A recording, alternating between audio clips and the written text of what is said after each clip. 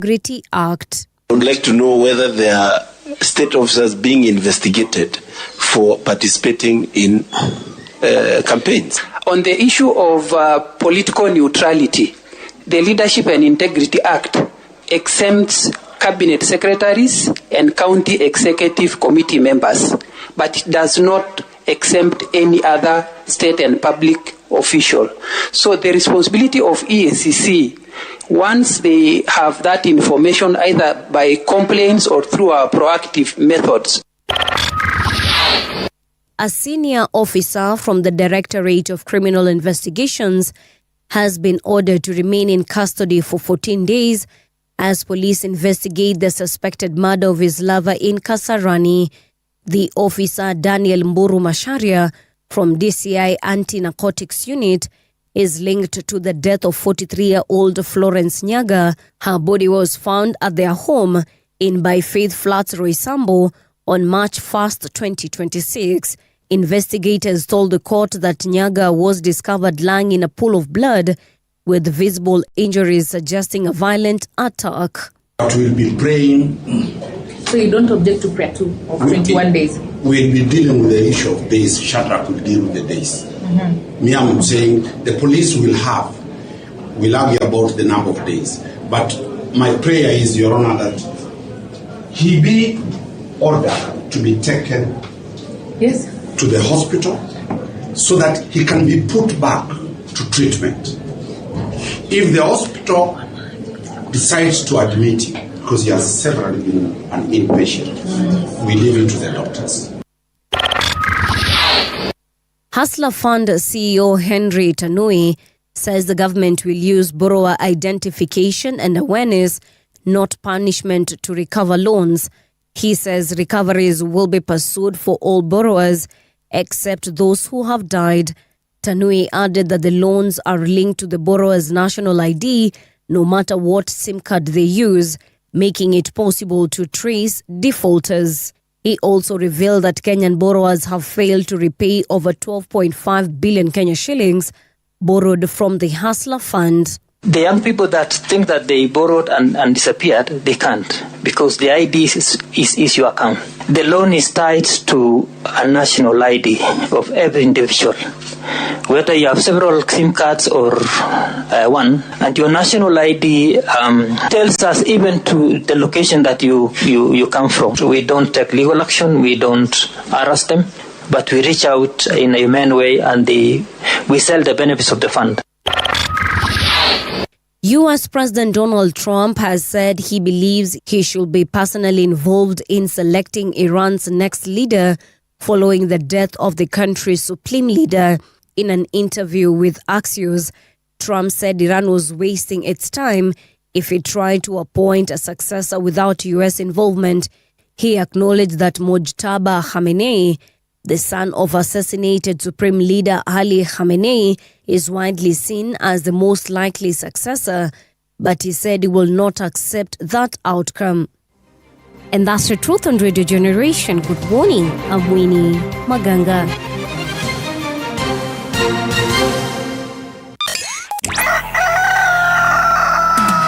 In the beginning, there was morning radio.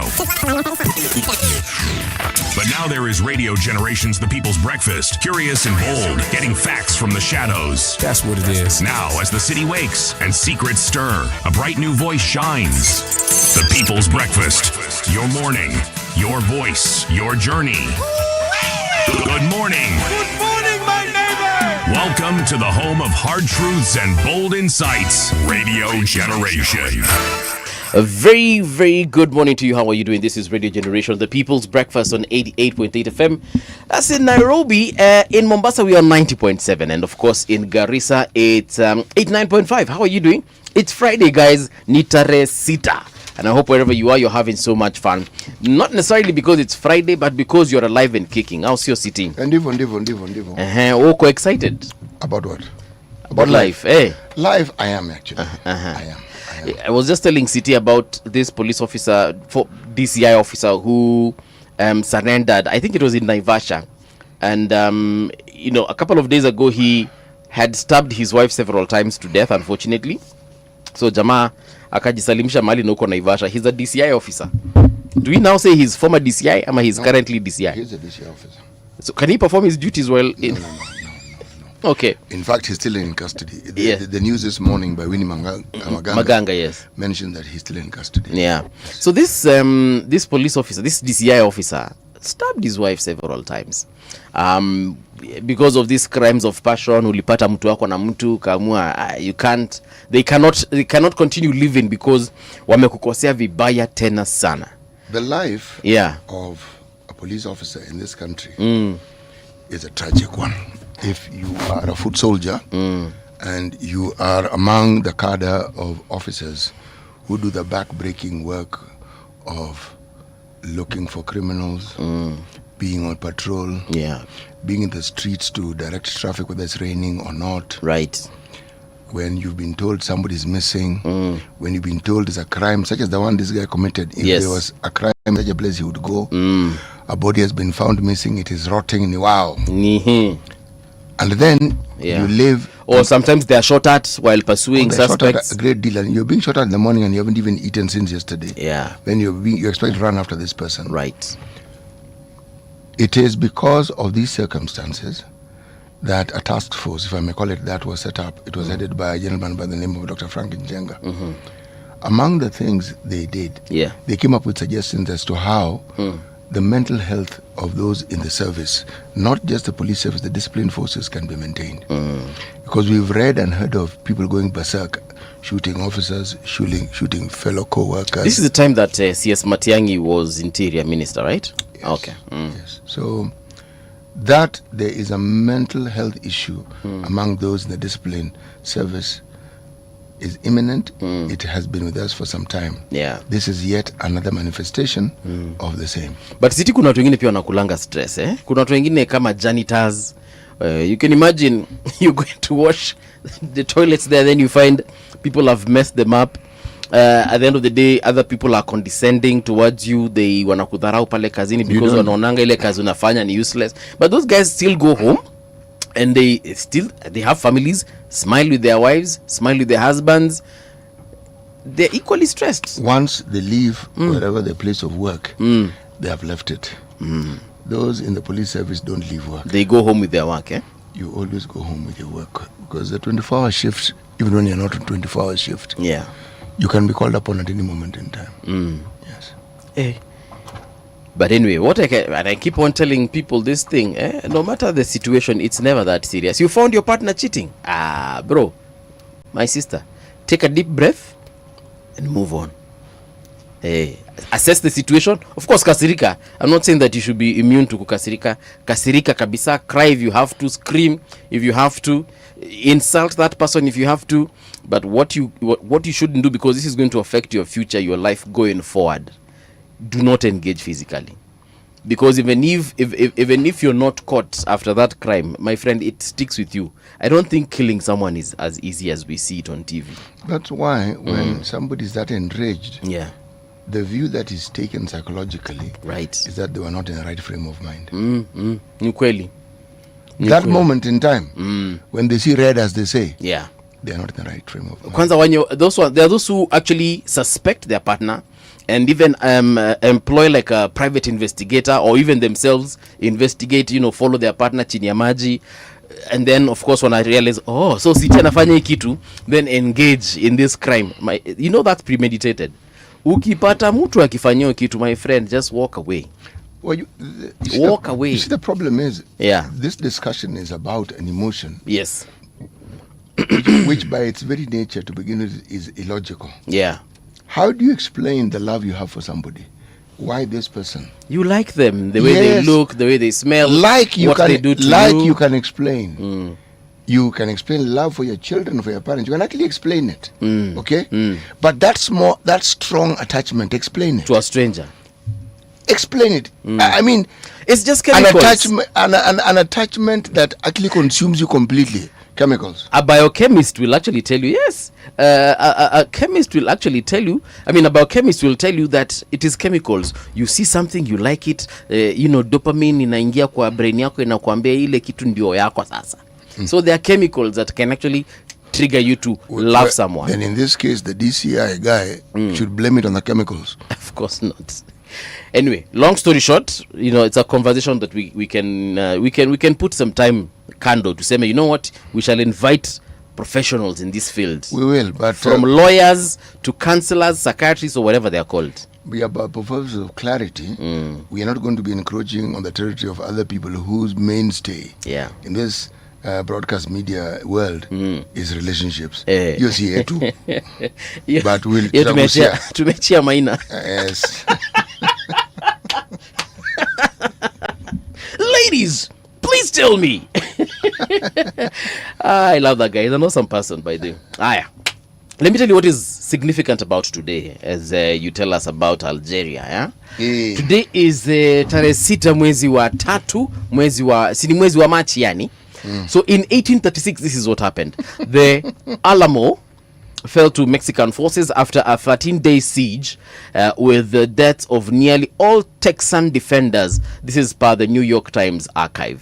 Hizi vitu zilifanyika huko America Johnny mingi kwa huko the American continent. In 1869, Russian chemist Dmitry Mendeleev presented the first periodic table to the Russian Chemical Society. Yeah? Imagine that. City, you know the periodic table. The one that shows us all the elements that have been discovered as of today. Yes. Akina uranium, plutonium. They keep increasing though. Yeah.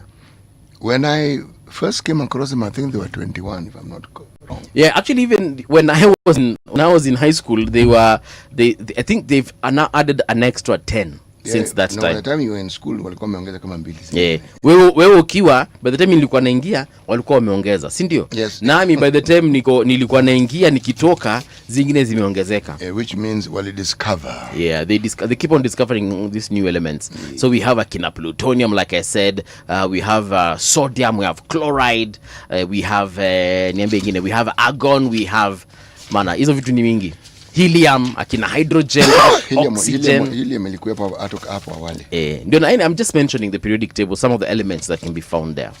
Yeah. So, on this particular day in 1869, Russian chemist Dmitry Mendeleev presented the first periodic table to the Russian Chemical Society. Isn't that something awesome?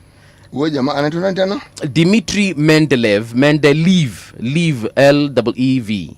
So, Dmitry Mendeleev presented the first periodic table to the Russian Chemical Society. And then in 1957, Ghana became the first sub-Saharan colony to achieve independence from British colonial rule. This is according to the New York Times again. Yeah. So in 1957, Ghana became the first sub-Saharan colony to achieve independence from British colonial rule. So the colonialists decided to leave Ghana. They didn't leave. Well, they were chased away. Were they not chased away? No, they were not. Okay, did they? What happened? Did the ghost tell them to leave? Ask yourself what it is that Macmillan meant when he was talking to the parliament in South Africa. Yes. When he talked about the winds of change, quoted extensively. What did the imperial government of Her Majesty understand when that season was a season when very many countries received independence, give or take 5 years or so. Right. For some even earlier, around 1947. What do you think happened? What did they realize? What had changed? It was it was an effect maybe of the Second World War. It was. It was. When Africans realized, by the way, pia sisi tunaweza jipigania uhuru. Yani, these guys also die. Wait a moment. Imagine they bleed like us. What? And this war we're fighting. These guys were fighting. We don't even know these people. Then they discovered, kumbe kuna watu wengine Europe baya kuliko hawa. Na tulikuwa nafikiria hao ndio wabaya. Hawa ndio mana badman, kumbe kuna mabadman. Kwani hao watu wanatuhusisha na hizi shida. This isn't a problem, is it? So there was a psychological shift, mindset. There was. The thing about imperialists and people who lord it on others is sometimes a certain element of short-sightedness. Yes. I don't think it's what is prevalent, but I don't think it is the only process that exists. Why I say this, 1776, mazee watu wametuangana kule America. Among the people who went to fight, there were the French. Yes. The soldiers went there. They had the same epiphany. Said, at what? Wait a minute. At 34. Come on, guys. Na kule kwetu. Yeah. But when they came back, you did the same thing. Louis, na Antoinette, na cousin Paul. It's a rap. Cousin Titi. Ndio story ya guillotine ilianza. Yani it's one stop shop. You put your neck there, when it comes down, your head kule, your body the other side. Done. As you like saying, it's a rap. This one, the actually is a chop. Yeah. It's not really a rap. Yeah. But there are events that can mark a turning point. Right. And you may not know what it is, but when it happens, you will know. And you will know this is significant. There was something in a stadium that occurred yesterday. Okay. Regarding one Jonathan Ngeno. During the, was it a requiem mass or what do we call it now? And there were scenes there that make you pause. There are people who were chased away. Okay. And you're thinking, what are we seeing? Yeah. And what does this mean? Yes, exactly. It's a question you must ask. What are we seeing and what does this mean? You know, one did not know if you're of a generation born before 1992, but you're born around the 70s. Yes, okay? yes. You didn't understand fully what the Section 2A of our Constitution meant at that time. So when it was repealed, it ushered in an era whose consequences we are beginning to realize fully now. Even those who are pushing for the repealing of it didn't fully know. There's no pretense. They didn't fully know that we would get to where we are now. And much as I hear people talking about how it is we are undemocratic, we are. That there are so many voices that can be heard saying that. You don't need another indication that we are democratic. We don't need another indication that we have the space to be democratic. Okay. Yes. Democracy is not in isolation, neither is it utopian. Democracy doesn't work if there are no forces that are fighting against it. Yes. You know it and recognize it when it prevails over forces that are fighting against it. Forces that would like to retain the status quo of totalitarianism. Yes. That's when you understand it. Yes. Something can't be beautiful if there is nothing to contrast it with. Yes. All right. Thank you, Siti. Tupatie methali yetu ya leo. This is our final proverb from the Republic of Algeria. Right. Your eye is your only judge. My eye. Your eye is my only judge. My eye is your only judge. Yes. So is it the left eye or the right eye? Your eyes are your only judge. Okay, let me see. Your eye is your only judge. So what you see is what you can judge, is what you can determine. What do you use to judge things? Your eye, yeah. Okay. How do I judge that this person is unhappy? You look at them and you see they're unhappy. This guy is not unhappy. And then again, you may listen to their voice. Those who tells you. Okay? But essentially, the eye here in this case, I think, represents your senses. Yeah. Because you can use your ears, you can use your nose. Yes. You can taste, and so on and so forth. So-and-so smells nice. Yeah. So doesn't smell nice. Yes. Yeah. So, that one. Okay. So that's the judge. Yeah. Norma hiyo. Kabisa. Asante sana City. But what does norma mean? Norma. Because I hear the reference be huyu mtu ni norma. Na hii ni norma. So okay, this norma, what is it? Ni norma si norma. I mean, it depends on the context, by the way. Okay. But it denotes anything from huyu mtu ni mnoma, this person is great. Huyu mtu ni mnoma, mtu ni mbaya. Oh dear. So it depends on the context. Oh dear. So for example, the deputy president, Professor Kindiki, anasemanga, mi noma si noma. Meaning, yani, mimi ni mnoma, mimi ni mbaya, mi si mbaya. Yani, mimi ni great, mi si great. I've understood. Bad. But then, do you know, also mbaya can denote the same thing. Oh, no, that I've gotten. Nikisema, Siti ni mbaya. Nikumanisha Siti ni mnoma. That is, with that tone. But then again. Siti ni mbaya. Siti is actually bad. Meaning, evil. Mbaya ile negative. Yes. Right. But nikikula sausage, niseme, sausage ni tamu mbaya. Nikumanisha ni tamu zaidi. Okay. So it depends on the context. You can also say it sausage ni tamu vinoma. Again, ni tamu sana.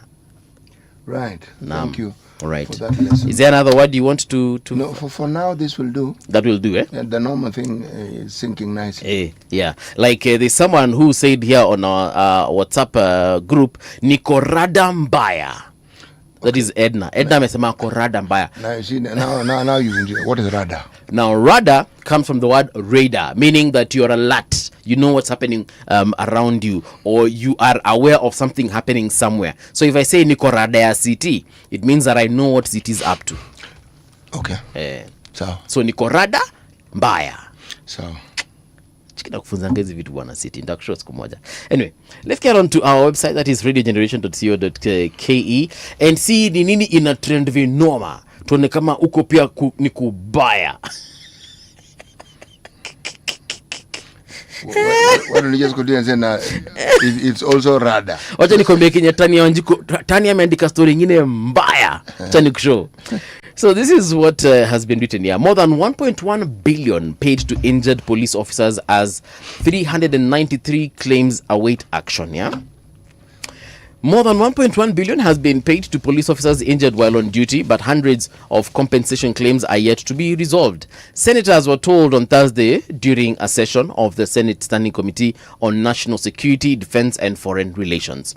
Officials from the National Police Service Commission informed the committee on Thursday that over 1,200 officers have already received payments under the compensation scheme. Even so, the process remains incomplete, with 393 claims still pending and 289 rejected. So why were the 289 rejected? I don't know. However, getting back to this whole issue of compensating police officers, these guys usually have several injuries, like a myriad of injuries, wide range of injuries, from simple scratches, my friend, to losing entire limbs. You're maimed, perhaps you're shot and you're crippled because now your spine is damaged or injured. Others have got brain injuries and they have been in a coma since God knows when. Kazi ya polisi ni ngumu. Yesterday, in the news, I think I saw teachers complaining about their SHA scheme. It's been in the news for a while now. Wamesema wanaenda strike. Wamepeana 7 days kutoka jana. So I don't know, tunaanza kuzihesabu leo ama zihesabu kutoka jana. Wakisema, we have given the Ministry of Health 7 days. The point is, in 7 days, they have said they will go to the streets, because teachers are unable to get treatment in hospitals. As a matter of fact, apparently, ukienda hospitali na uji-identify kama mwalimu na unapeana SHA, wanasema hapana, hii ya walimu ni kama ifanyi kazi. I remember teachers went to State House sometime last year. Was it 100,000 of them? Yes, sir. Some teachers went to State House last year. Some teachers went to State House last year. Thank you so much. They were given money to the tune of, how much was it? Was it 10 million? How much was it? I don't remember. Was it 100 million? I don't remember the amount, but I do recall that they went to State House and a lot was said about including their health, their medical cover. Tulisema mambo mengi sana kuhusu hiyo nini. Healthcare yao ilikuwa discussed na ikasemekana ya kwamba watapatiwa SHA yao special. So wewe city kama Mkenya wa kawaida, SHA yako na ya mwalimu ni tofauti sana. Is it really? Yes. Why? Because why would the teachers be complaining? We should be complaining, all of us. So their SHA is not the SHA that, So if we were to turn that into a song, it wouldn't be, don't worry, be happy. You see how? Yeah, itakuwa, don't worry. Ina change pitch kidogo. But you get my point, right? Theirs or be worried. My friend, theirs is off tune. Whether you say be worried or don't worry, theirs is definitely off key. Yeah, so getting back to the police, getting back now to at least police naona wanashughulikiwa. 393 yao inakuja kusotiwa. 289 manze rejected. Sasa nina imagine what would be the rejection? Like, you are not injured in the line of duty. You see, when these numbers are presented this way, and someone says SHA is not working, you cannot debate it. Those are big numbers. Now, for the police, it's nothing to do with SHA. I just remembered the SHA. Oh, no. Yeah. I'm talking about the teachers. Yes. So, teachers, yes. Ya walimu, hiyo kidogo ni kama ifanyi kazi. Actually, what is it about it that is not working? Here's the story. Let me just read it. It's been posted by Bradley Bosire. Now, the Kenya Union of Post-Primary Education Teachers, KUPPET, has issued a 7-day ultimatum to the Social Health Authority to resolve persistent problems in the management of teachers' medical cover, warning that failure to act could force members to withdraw from the scheme. Now, the union says that repeated system failures, limited hospital participation, and inadequate allocations for accident and emergency services have left teachers struggling to access healthcare. Now, the situation has worsened since the shift to SHA's Mwalimu cover on December 1st of 2025. Niulizaje siti? Kweni kuna venye walimu wanomianga venye mimi siwezi umia. Ama okay. Let me indicate what has been in the papers as the problems that they are facing. Okay. One, they are being turned away from hospitals. Okay. Exactly. They're experiencing long delays for treatment approvals and facing issues with limited coverage. Now, it is not that it is not working wholesale. They've specified the issues. Let me juxtapose it with other Kenyans who use SHA. Yeah. Are there other Kenyans who face similar problems? I don't know, man. I don't know. And if these problems, and by the time people get to a point where they want to strike, my friend, it isn't that it happened to two people. No. These aren't mad people. There is an issue here. What is it? What is the issue? Why these three areas? What is happening? What I want to find out is this. What is in this SHA's Mwalimu cover that is not in Mungala Mbuvi's SHA cover? Because hata mimi niko registered na SHA. But nataka kujua hii ya mwalimu ni nini exactly iko now. Does it mean that they're getting a higher cover as opposed to the one that I'm getting? Do they have... Is there such a thing? I don't know. That's what I want to find out. Like, for example, the services I can access as a common mwananchi, are they the same services a teacher at Alliance Girls High School, for example, who's got SHA Mwalimu cover is accessing? Do you have a Kitui Girls High School? No, you have Mulango Girls. We have Mulango Girls. We have St. Charles Luanga. Okay. We have Kitui School. Okay, tuanze na Mulango. Okay. Wacha na Alliance. Tuende Mulango. All right. Okay. Mwalimu wa Mulango Girls. Or come to my neck of the woods. No, Mulango Girls. Tukae tu Mulango hapo. So, mwalimu wa Mulango Girls, anapata the same... anapata the same cover na Mungala Mbuvi mwenye ako hapa Nairobi. That is what we want to ask. Yes. Or this teacher in Jaramogi Oginga Odinga, secondary school Tamu. Kunaitwa Tamu. Ile village, ile town, it's not even a town. It's just a village. Okay. Tamu. Tamu as in sweet. Yeah. Are they getting the same cover? That is a question you want to ask. You see, why these areas?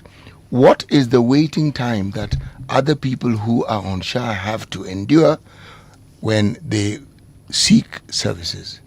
All these questions have to be asked. Yeah. Kuna wakati ulikuwa unauliza hii SHA, okay, ulikuwa unasema rather hii SHA itafanya kazi na itakuwa fiti when everyone is on the scheme, members of parliament, cabinet secretaries, police, army, kila mtu. Yes. Na kila mtu anaitumia. Then we know we have universal healthcare because universally everybody in Kenya is on it. Sasa ukitaka yako private, chukua ni sawa. By all means, please. But this one, the reason is because the economies of scale kicks in. That large number of people contributing to it will give it that threshold it requires for it to be able to function, because SHA is a credit scheme. Unaenda kwa hospitali, that's the MOU, you get treated, they send an invoice, they get paid. They enable you to access healthcare without you putting cash up front. And the promise is that the hospitals who give you this healthcare will be reimbursed. Exactly. Sasa, again, Ministry of Health, tafadhali, please come out and explain to us. No. This one is Mwangangi. Yes. Dr. Mwangangi. Yes. Just clarity. Tuelewe nini kiko wapi. Yes. The details of what is going on here, because what we're reading we have read. Yeah. But please tell us from your point of view what really is happening. And also, can Paul Mungala Mbuvi, who is a radio host, can he join Sha Mwalimu cover? Why does he want to join Kajam? My point exactly. Why do we have Sha Mwalimu? Should we also have now Sha journalists? Ama sijui Sha watu wa radio, Sha watu wa TV. Yeah. Then we have Sha influencers, Sha police. Then we also have Sha the army or defense forces. Why do we have all these Shas? I thought it is just one Sha. Again, these are things that need clarification. During wakati wa NHIF, I know we had the kawaida NHIF, and then we had super cover. Super cover, I think ulikuwa unaongeza some amount of money, like an extra 1,000, and it was a premium cover. That one I understand. Hii ingine sasa nataka nielewe Sha zenye ni ngapi, or rather najua Sha ni moja for sure, but nataka tu kujua ndani ya Sha kuna sub Sha zingine ngapi, ndio tujue pia kama tunaweza chagua ya walimu, cause ya walimu ina sound ni kama iko fit sana. These guys are willing to go to the streets for it. It sounds like it's a good cover, my friend. I would like to know if I can join Sha Mwalimu cover. Meanwhile, let us do this thing called traffic updates. Traffic. Ngong Road at this particular minute, I can tell you for free, yani bila kibwagizo. Kibwagizo ni point, eh? No, I can tell you for free, bila ubaguzi. When you go around saying things in Kiswahili, please make sure you say something whose meaning you know. And I'm not a reference point. I thought you lived in Mombasa. I taught Kiswahili. Okay. Oh, you did? Junction Mall. Sorry, Junction Mall kuna ka traffic kidogo, but that's kawaida. Kingara Road hapo ndio unaona kila kitu iko sawa sawa.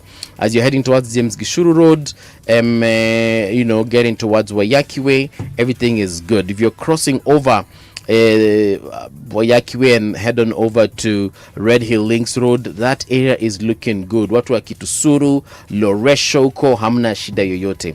In Parklands as well this particular morning, you guys are moving quite well. Actually, I don't see any single point of traffic.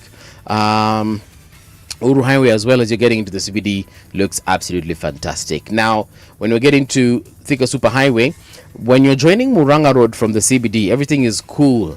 Actually, if you're heading to all the way to Kenyatta University, Kosa, but if you're leaving Kenyatta University and you're coming to the CBD, let me just tell you that actually today you guys don't have traffic. It's moving quite well.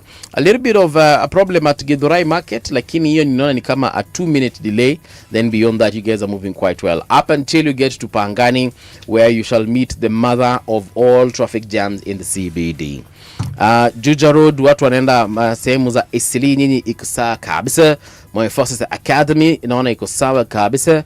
And then we get into Kariobangi roundabout. There's some traffic there, but that is because of the roundabout. Everything beyond that is moving quite well. Mutarakwa Road, Outer Ring Road yote iko sawa. Unfortunately, Kangundo Road pale karibu na Charina Club Restaurant, naona hapo kuna traffic on both sides of the road. Wonder what's happening there. Is there a matatu stage or something? But yeah, this is crazy, man. The traffic there looks to be standstill, or seems to be standstill. Then I fly all the way to Mombasa County. Mombasa County actually looking good today. It's a Friday. Why is that so? Is there something about Friday that affects traffic? Because leo mko sawa kabisa. Actually kuna barabara naona hazina magari kabisa. No green line. Completely like it's grey. That means that no one is on that spot as far as vehicles are concerned. Biashara Street peke yake ndio naona ikiwa na traffic asubuhi ya leo. Kila kitu kingine kiko shwari.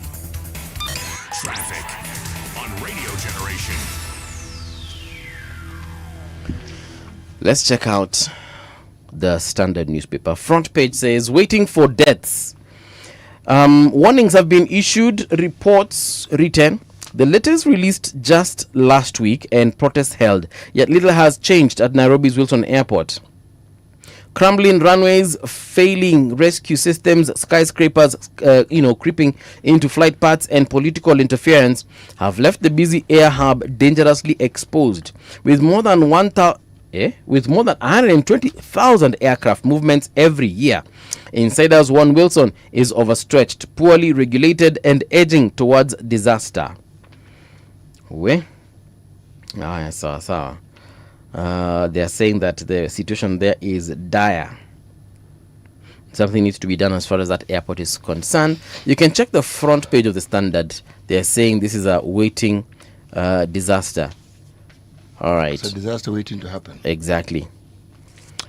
The Nairobian, they're saying from love scandal to social media showdown. You'll find that story on page 6. Kuna jamaa anaitwa Professor Hamo. Sijui kama unamjua, comedian. Professor Hamo na mpenziwe, ama sijui ni mpenzi wake wa kitambo. Wamepigwa picha hapo. Professor Hamo alikuwa anasema actually that shida zake nyingi zilianza when he had an affair with his fellow comedian. What's the name of that lady? She called Chalanga. Anaitanga Jackie.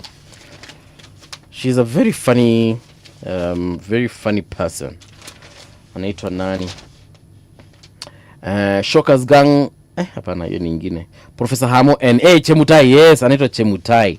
Chemutai walikuwa wanafanya kazi na Professor Hamo kwa ile kipindi inaitwa Churchill Lives. Sijui unaikumbuka City. I remember the Churchill Live, I remember.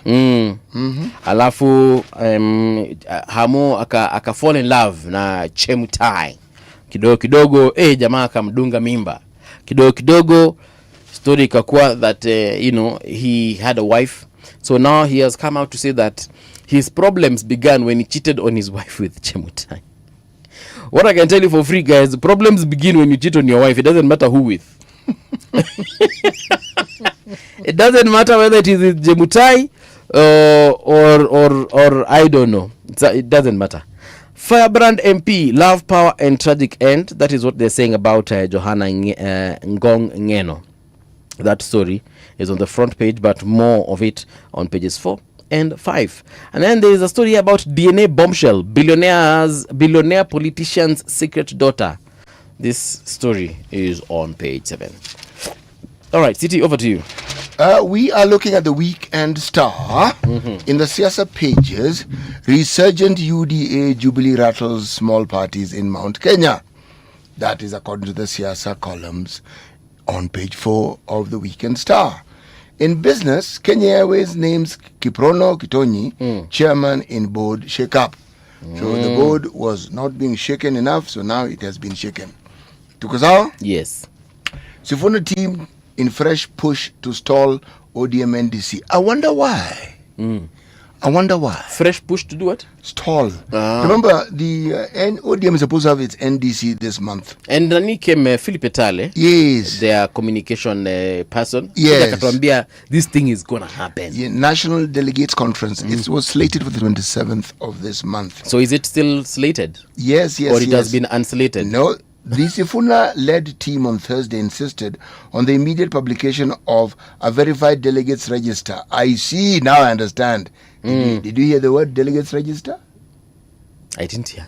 Let me repeat it. Yes. The Sifuna-led team on Thursday insisted on the immediate publication of a verified delegates register and competitive elections for all national positions, rejecting what they claim to be a push by a rival faction to confirm officials without a contest. The rival group is associated with party leader Oburu Oginga and party chairperson Gladys Wanga. Kuna watu wanasema sisi kama we just verify and then we have NDC delegates. They say stop, hold, publish the list. Yes. We want to know who these delegates are because the delegates are known. Because for all we know, you may just bring delegates who are aligned to you.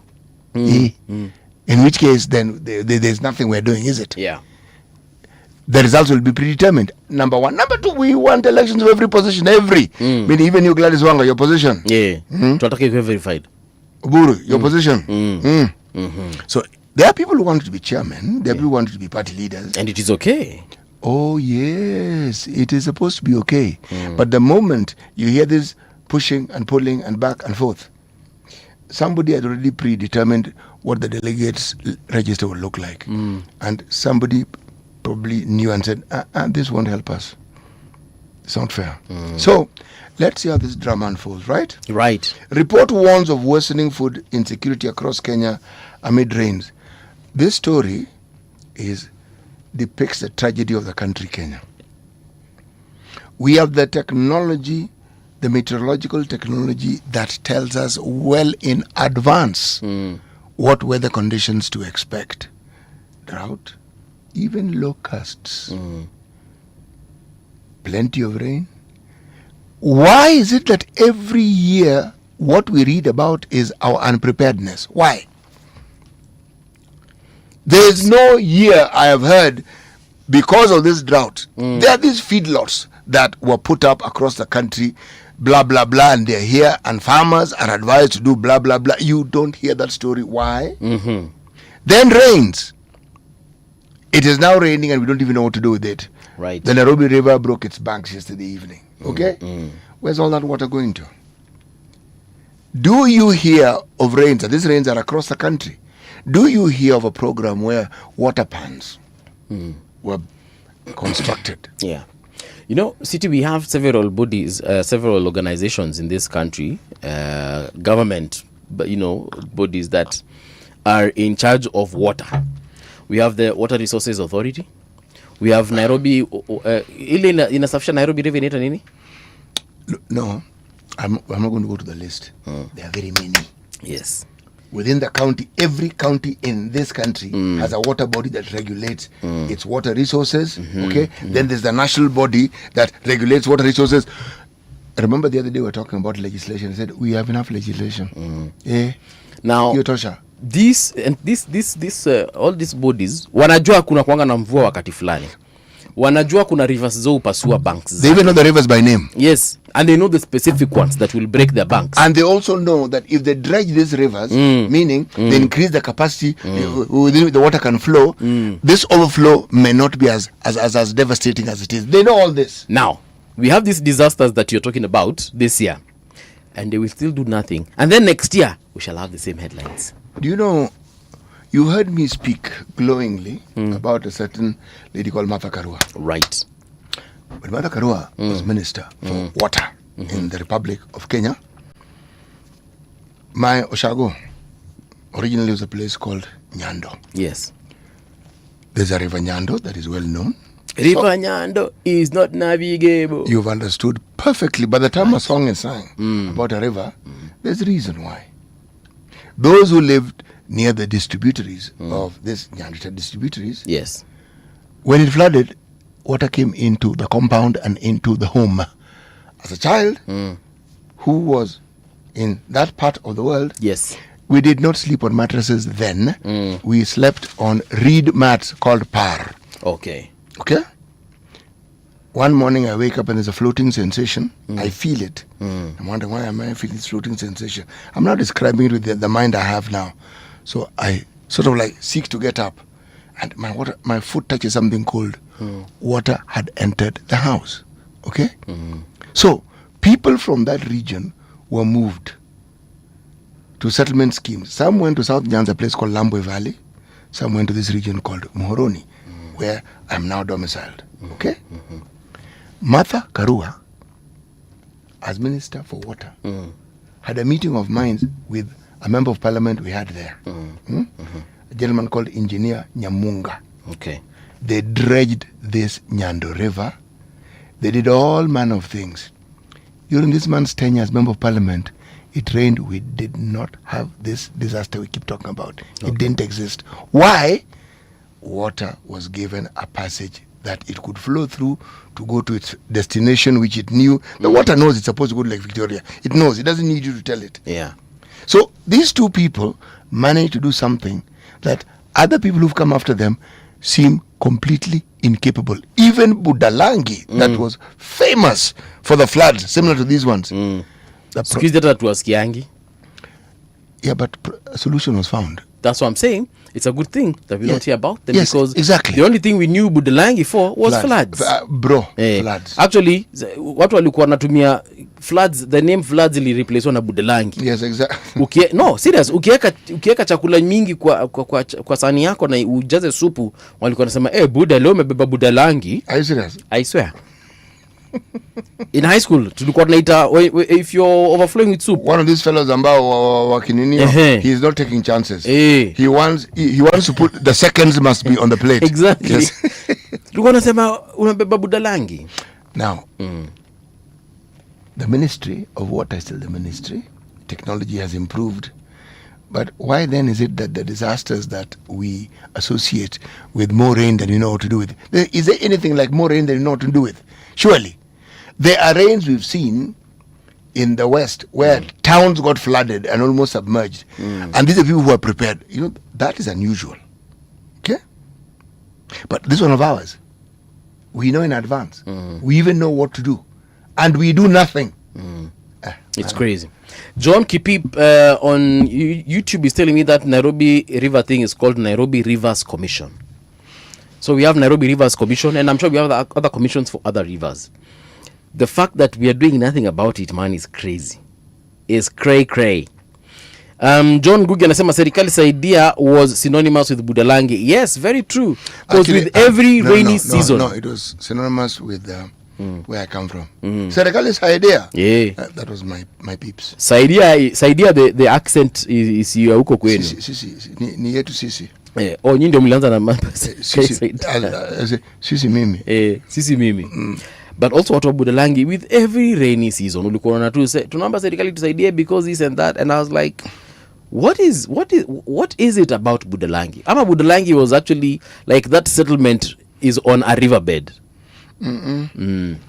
But now we know. What we do is we interfere with nature.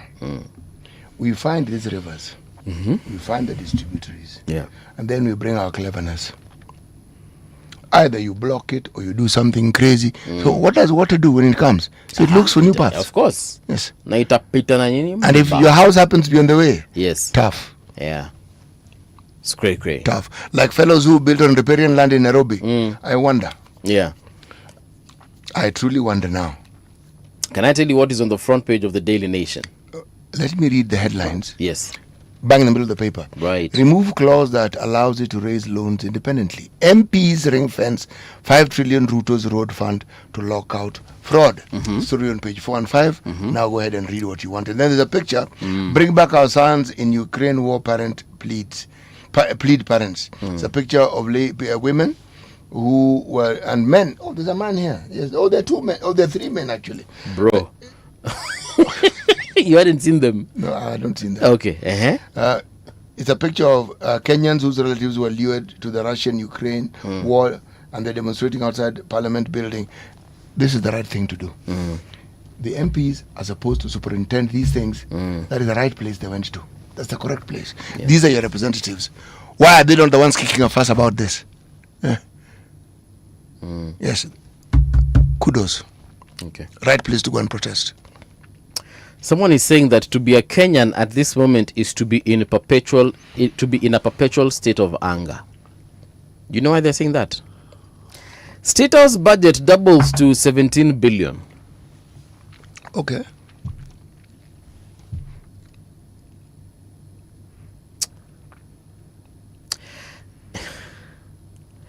Where?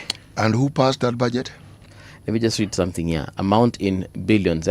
Now we need an amendment to the Public Finance Management Act to provide clarity on expenditures under Article 223 of the Constitution. As currently structured, the National Treasury will continue to abuse the Constitution, and we may end with a discredited budget regime. This is according to the Parliamentary Budget Office report. So on page 4 and 5 ukisoma wanasema hivi, the status budget for the current financial year has doubled to 17 billion, following additional 8 billion shillings media allocations under a constitutional clause reserved for emergency spending without prior approval by the National Assembly. Analysts at the Parliamentary Budget Office warn the provision is routinely exploited by the government to allocate funds for expenditures that would otherwise not be classified as unforeseen. Last year, was it in October or September thereabout? The what's her name? the Auditor General alituambia kuna pesa ili withdrawiwa na State House towards the end of the last financial year. Withdrawn as in the way I issue a check and I withdraw money like that. No. Like walienda wakaitisha pesa ilikuanga beyond their budget na wakasema hiyo ilikuanga pesa ya emergency. We actually said it here on this show. We did. We asked the question, was it budgeted for? It wasn't budgeted for. Precisely. So walisema that hiyo pesa ili withdraw for emergency, but AG, that is the Auditor General, flagged that money as money for travel expenses and for tea and hosting people basically at State House. I see. So essentially what you're saying is everything you describe is what constitutes an emergency. According to the Auditor General, that was the emergency that State House. They looked at the money, they looked at where the money went, yes, and they went to this, and they're saying State House labeled this as emergencies. I see. Last year, budget ya State House ilikuanga about 8 point something billion. I really can't remember the amount, but it was 8 point something. So imefika 9 billion. So now it's more than doubled. So now, wameitisha an extra 8 point? Wamesema hapa ni 8.4 billion. Somewhere there about. They have gone to ask for an extra 8. Now they're exploiting that thing in kwa sheria yetu. So the 8 is for what now? Another emergency? Emergency. I see. And who is coming to State House this time? I honestly don't know. You see, if the Auditor General flags it and says that clearly what was used for wasn't an emergency, cannot possibly constitute what you'd refer to as an emergency. So we have a repeat of this emergency, this non-emergency emergency. And guess what? At least for last year, according to the Auditor General, alisema ilikopwa during the last days of the financial year. So ilikopwa between May and June before before financial year ifungwe. Unaget? But in this case, hii pesa imekopwa as early as, let's even say imekopwa February. The copying, I understand. How exactly is it repaid? No, they don't repay. Si mkopo, ni venye natumia tu the word mkopo, but si mkopo. They actually go and say, look guys, we need, you know that provision for emergency? Yeah, we need it now. So it's not si mkopo, it's not a loan. It's just that nimetumia the word mkopo, but it's not a loan. So they have said that provision for emergency, that allocation that has been kept there as emergency fund, there's no emergency, but we need it right now. And it has literally doubled the State House budget from 8 point something to 17 billion. Okay. I see. Mkaange mkijua hivyo. Cancer patients turned away as KNH machine breaks down. Right. So there's a machine that has broken down at KNH. Patients at KNH have been left without access to advanced radiotherapy for 2 months after the linear accelerator, known as the linear machine, broke down. Now the breakdown has reduced the hospital's oncology capacity by half. KNH ordinarily attends to about 100 cancer patients every day, and now it is attending to none. Court allows police drug raids without warrants. Welele. Oh, why? What? Now this story is on page 8. Police officers can lawfully storm a suspect's home and conduct searches without a court warrant in narcotics investigations where reasonable suspicion exists. The High Court has ruled. No.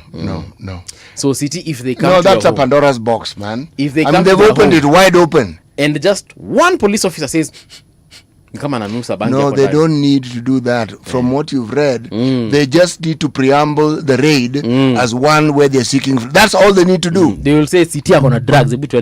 Yes. No. And they have said where reasonable suspicion exists. Nah, forget this. Who's the judge who actually pronounced this? Hapa ijasema, but the story is on page 8. I have the digital version of this, so might need to open it up. But yes, wamesema nini? What is the reason? This I'd like to read on. What reason did this judge give for making such? Because my friend, this one gives Pandora's box a whole new meaning. Yeah. They can just under the pretext that this is a drug raid. Whoa. And you know wakifika pale ulizwe, how exactly did you gain access, or what made you forcefully? What led to this suspicion that you speak of?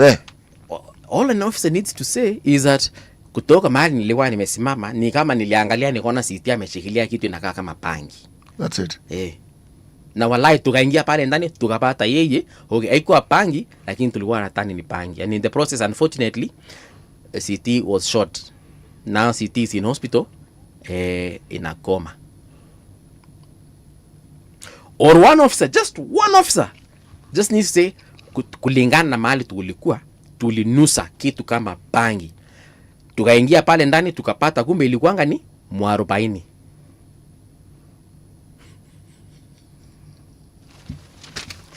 It's going to be bad.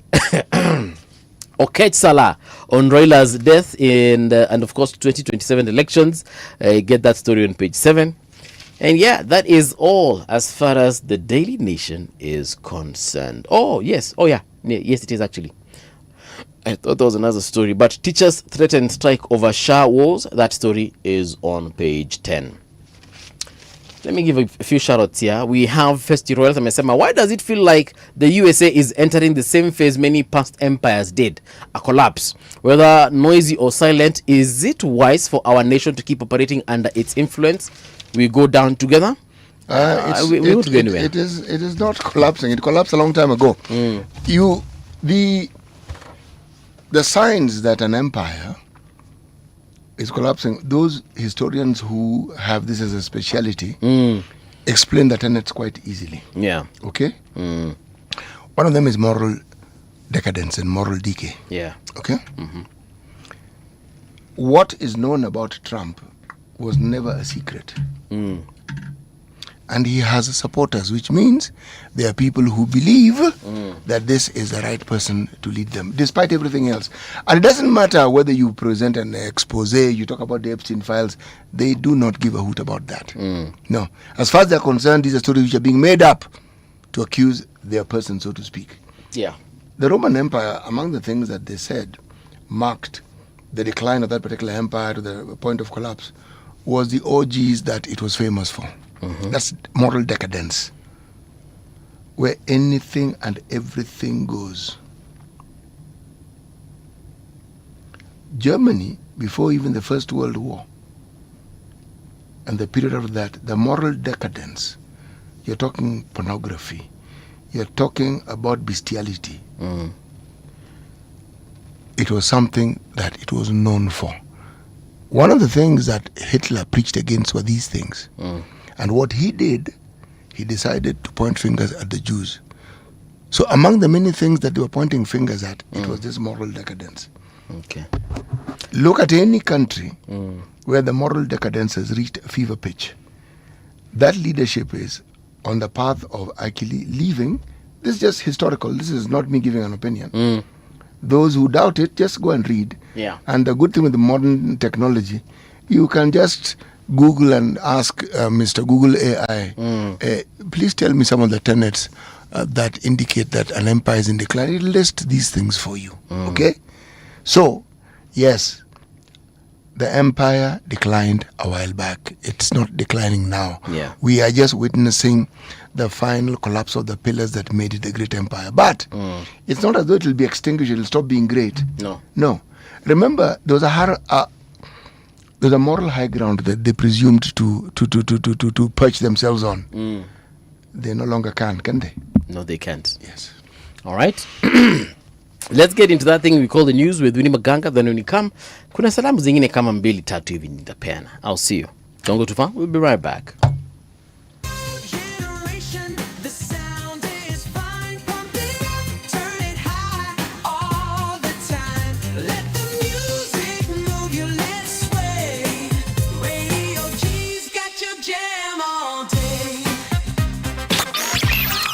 Radio Generation, the home of urban soul.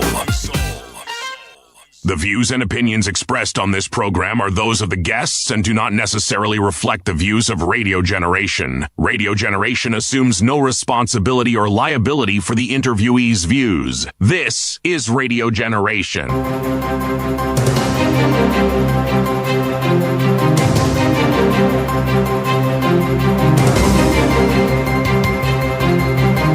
This is the Radio Generation News. Good morning, I'm Winnie Maganga. The Kenya Union of Post-Primary Education Teachers says it plans to pull teachers out of the new medical scheme run by the Social Health Authority. The union says the scheme is not working well for teachers. It reports frequent system breakdowns and says only a few hospitals are accepting the cover. Kuppet also claims funding the services such as accident and emergency care it's too low. Teachers who are now held, especially those even who have passed on, who could not be treated because the cover is said to have lapsed. When a teacher has only stayed in hospital for 3 days, SHA says they cannot now proceed to pay. This is very unfortunate. A teacher from Busia is in Nairobi West Hospital. Detained, the body is detained because of SHA. Masipitali mingi Kenya hii saa hizi zinakataa kuadmit walimu sababu wanasema SHA haitawalipa. Hundreds of Kenyans who had been stranded in the United Arab Emirates due to the ongoing conflict involving United States, Israel and Iran have returned home. The group arrived in the country Thursday morning aboard a special Kenya Airways repatriation flight that landed at Jomo Kenyatta International Airport. Among those evacuated were several students and their teachers who had been stuck in Dubai during a school trip. First, it didn't click that actually there's a war going on, but then once the alerts started coming in and realizing, now it's sunk in, the realization of how serious this issue is. I don't know, I just started hearing alerts on our phones randomly. I got shocked and hearing news that airports have been closed. The Ministry of Health has warned of a seasonal rise in influenza cases in several parts of the country.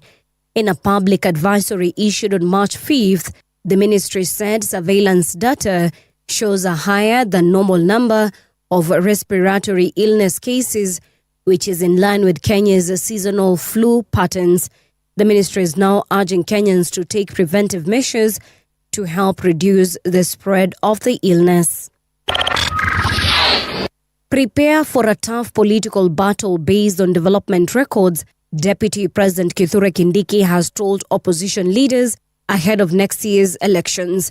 The Deputy President said the next political context should focus on which leaders have delivered life-changing projects and programs for citizens.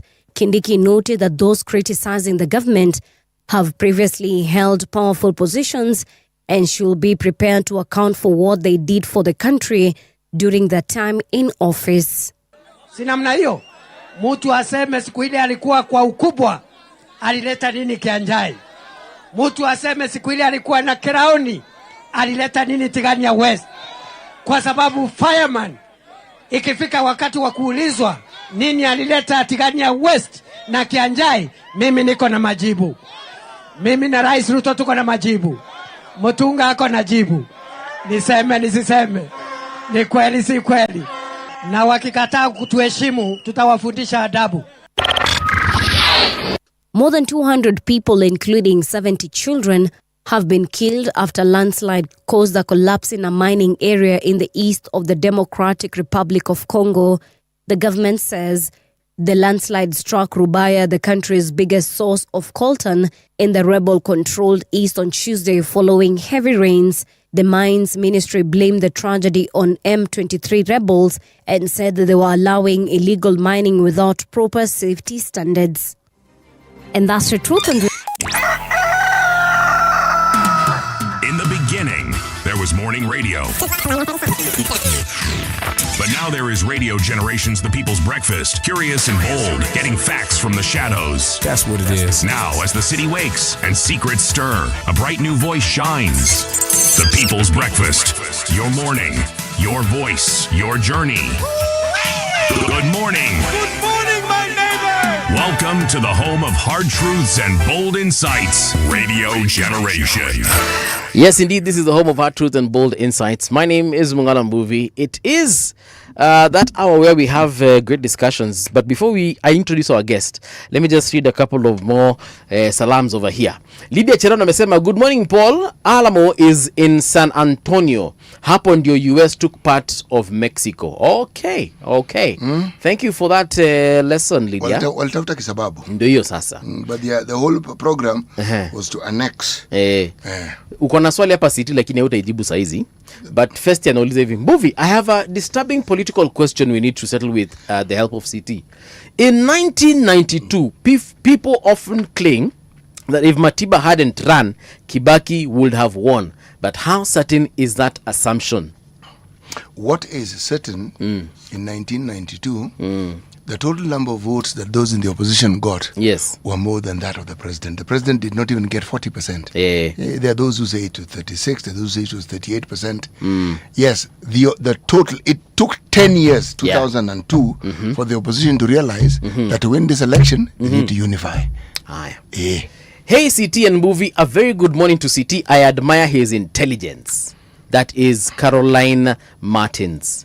CT, Caroline admires your intelligence. Thank you very much, Caroline. Msemo kweli na yeye amesema hivi, when did you see Rigiji or Kalonzo or Wanjigi or Matiang'i talking about illegal and unconstitutional impune looting of public money in State House?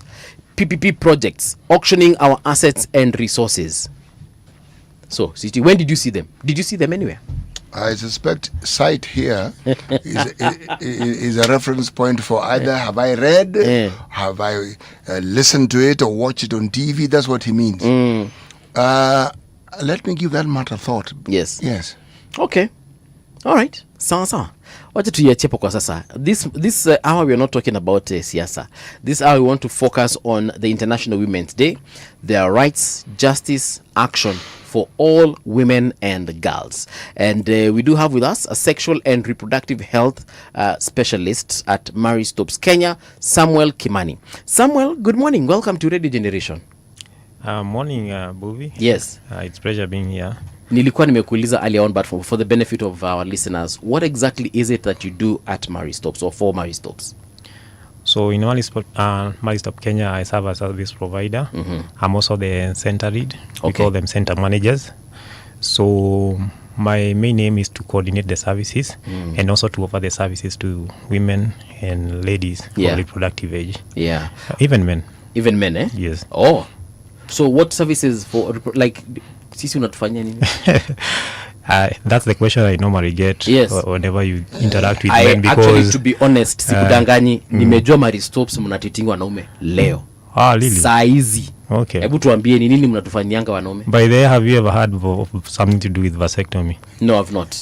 Okay. And so I will never. He knows what it means and he's rejecting it even as we talk about it. But carry on. Anyway, so those are some of the services that we do offer. We do vasectomy services. We do something we call wellness screening. Okay. Like you want to see how well are you. Like, can you be able to sire children? Okay. Yeah. So I have to. I hope they're all mine. Yeah. That's what all men normally assume. Just because you can do 1, 2, 3, that you have the right. Yeah. So, but but the chances are, if you have not been able to be confirmed, then there is always a doubt.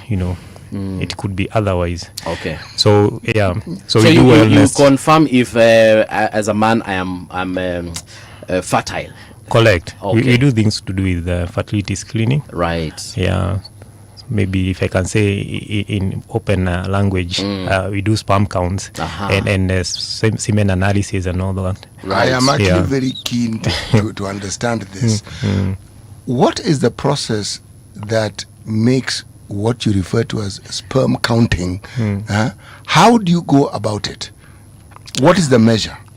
Okay, the measure is there. It's a medical issue, and the way you go in terms of 1, 2, 3, it's an ethical concern, because you can't be able to tell on air like this is how you're going to do it 1, 2, 3, 1, 2, 3. But believe me not, there will be a process where you'll be able to get the sample from the client, and then that sample will be taken to the lab, And that laboratory results will be able to be shared back to you, like how did it fare, like how did you fare in the test. Why is the subject of sperm count important for men? It is because most people believe, and I believe today is the International Women's Day, most people believe that every other aspect to do with infertility falls squarely on their ladies. So you find that people rarely believe, or people rarely have an idea that men could also be a contributing factor. And you see there are several factors even for men that can end up affecting the fertility of the family. Infertility per se.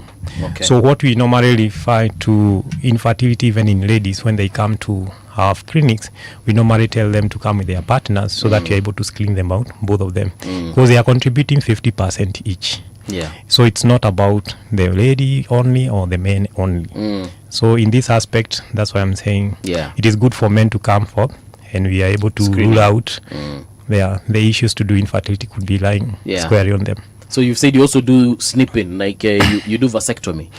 Yeah. All right. The word snipping, okay, I don't know what you mean. Oh, it's not snipped. Okay, well, there's yeah, you know what, you can also make a stigma out of it, but it's derogatory. I mean, it is a medical procedure which has been derogatorily referred to as snipping. But there is a process that may involve, should we say, a minor surgery. Okay. Okay. Yeah, and surgeries do not use any haitumiangi raba, inatumianga kisu. Actually nowadays we call it NSV. NSV. NSV is called non-scalpel vasectomy. Non-scalpel, you see, we are trying to learn away from cutting.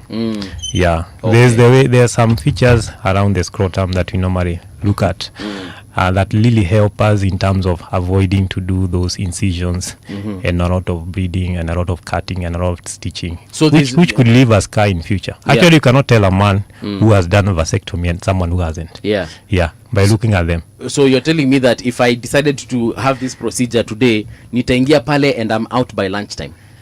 Not even lunchtime, within 30 minutes. 30 minutes? Yeah. In and out? Yes. And I walk normally? Correct. Tutaongea your story in a short while. But let me just let people know that this thing scares you, doesn't it? No. It's because I know nothing about it. It's not really scary. By the time you know the terminology for it, you do know something about it, don't you? So what I can say is, like, if we are talking about vasectomy, maybe to lap it up, yes. We would say it's like when you look at a house, there's electrical work and there's a plumbing work. So we just only affect the plumbing work. So the electrical work remains the same. The same. Yeah. Okay. So International Women's Day, by the way, is celebrated every 8th of March every year since 1911. And the main theme, I mean, not the main theme, but actually the main theme for the day is, empowering women all over the globe. But the theme for this year is give to gain, right? And that is what you guys are celebrating. But why? Yeah. Why vasectomy? No. Why snipping? Why the plumbing? Well, this thing is interesting, isn't it? No. We moved. Yes, okay. For there to be a day when we celebrate women, there must be a reason behind it. Yes.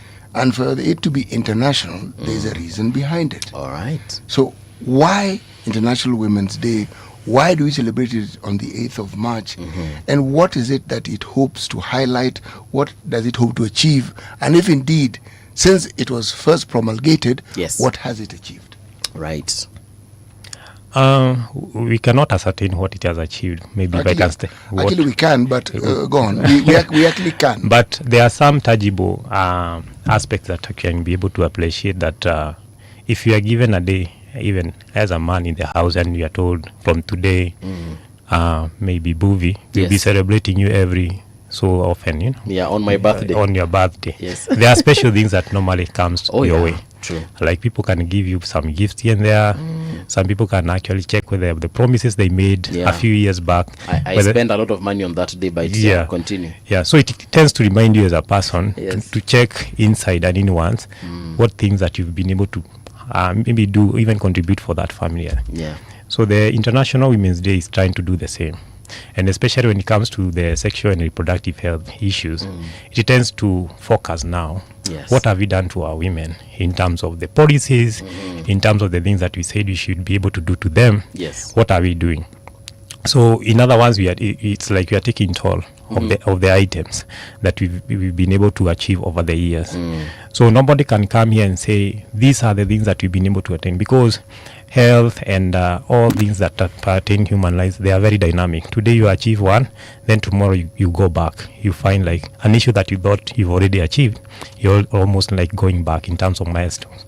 So these are the things now we come back and start sensitizing people about that. We have the lights for 1, 2, 3 issues, especially things to do with reproductive health and maternal health. Let's focus on reproductive health, because that is your forte. What about this what about this health is should we focus on, or what should we know as far as our girls and women are concerned? Because we know a lot of, like for example, mambo ya FGM, tunajua mambo ya FGM imekuwa ikipiganiwa kwa muda sasa. Okay. Are we getting closer to winning that war against FGM? Are we anywhere close? We are, because it all depends with the government of the day and the enforcement that is happening. I believe right now it's not like probably back in the 1980s and 70s where I would hear even your cousin or maybe your neighbor underwent the same and they are publicly saying it. So nowadays it's something like it's a taboo. Only maybe a few segments in the society that are still practicing. Yeah. And they are practicing it like incognito. It's not something that is in the limelight. And when you are known, actually you are punished to avert such a behavior in others. I think I read somewhere in the newspapers some weeks ago that it's become so prevalent, mpaka kuna tourism around it, where people travel. I don't know if it's outside Kenya or into Kenya to get this cut. Well, I've not heard about it, but I'm yet to be enlightened about the same. But I know in Kenya, it's actually something that we know in some remote societies they still practice the same. But back to the issue of the reproductive health. Yes. We know the Kenyan population nowadays, the mean age is around 20-21 years. Basically, if you look at any person that was walking the street, what that statistics means is that you're within the reproductive age. So when it comes now to the women and girls, what these International Women's Day is trying to promote is actually now the self-awareness in terms of what have we done to make these people have access to the reproductive health facilities around us. Are they accessible more than in the past, or are they becoming maybe increasing in terms of difficulty for them to access it? So what we are trying to do as Marie Stops is that we've created some youth-friendly environment, because 20-21 years, these are people within the youth population, because if you look at someone we are calling youth in Kenya is anyone below the age of 35. So if our mean age as a country is 20-21, then it means all of us are youths in Kenya, or quite a number of us. So in other words, you guys are the elders here. So you should actually be shaping and giving us a lot of advice as well come to that. So we have a lot of issues like the ones I've told you about, the screening in our facilities, because virtually everybody needs these services, and majority do need it, especially in Kenya, because most of us we fall under this age.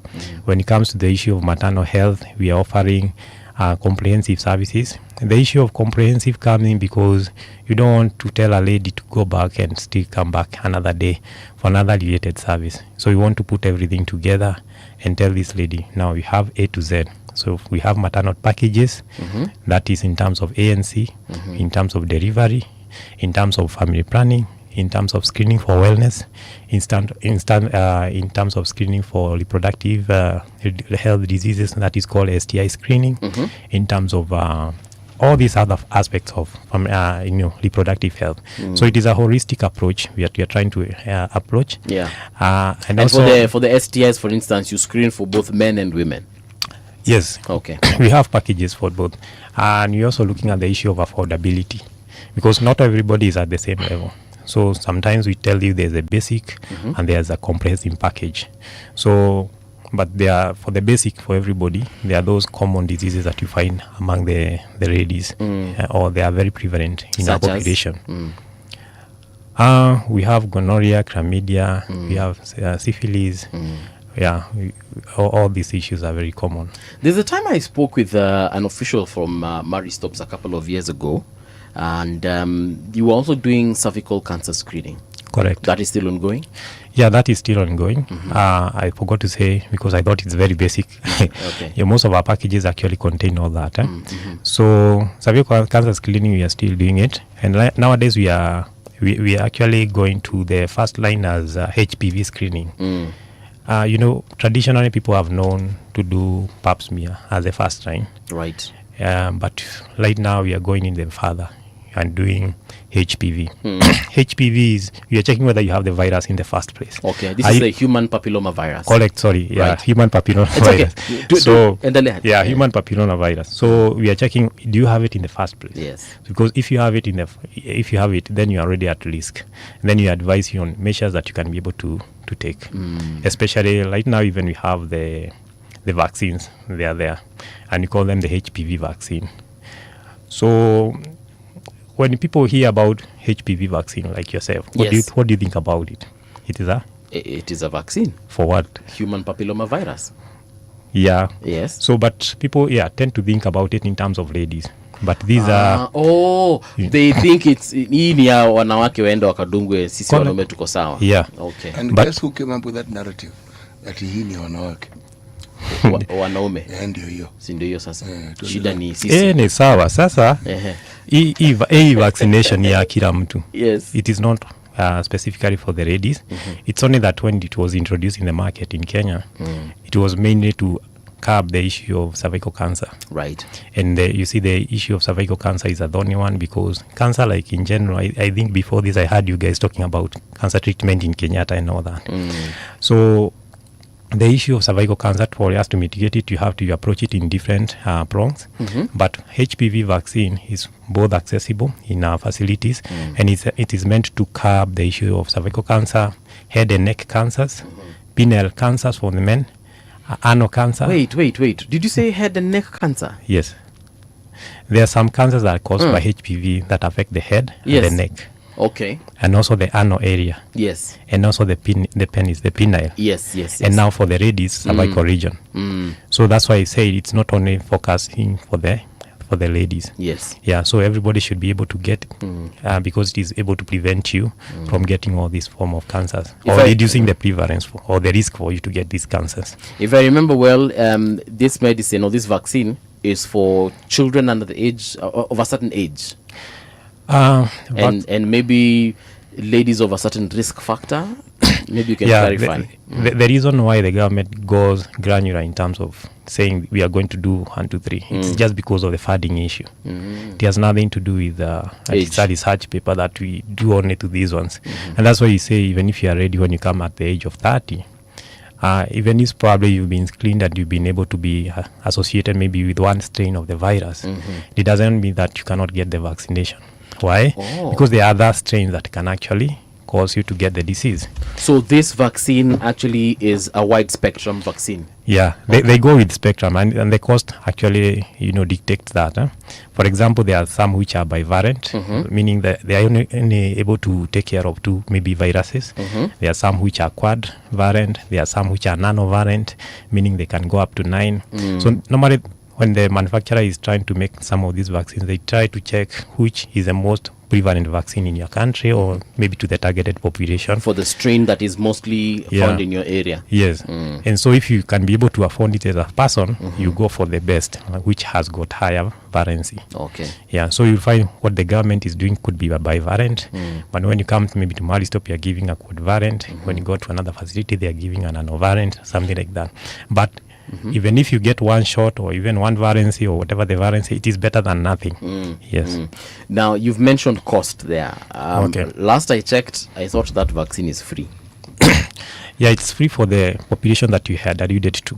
The children. The children. Under the age of what? Or rather up to the age of what? The government normally is targeting the girls. Actually, right now, it's not even boys, girls. They're at the age of 12 to around 14 there. So 12, 13, 14.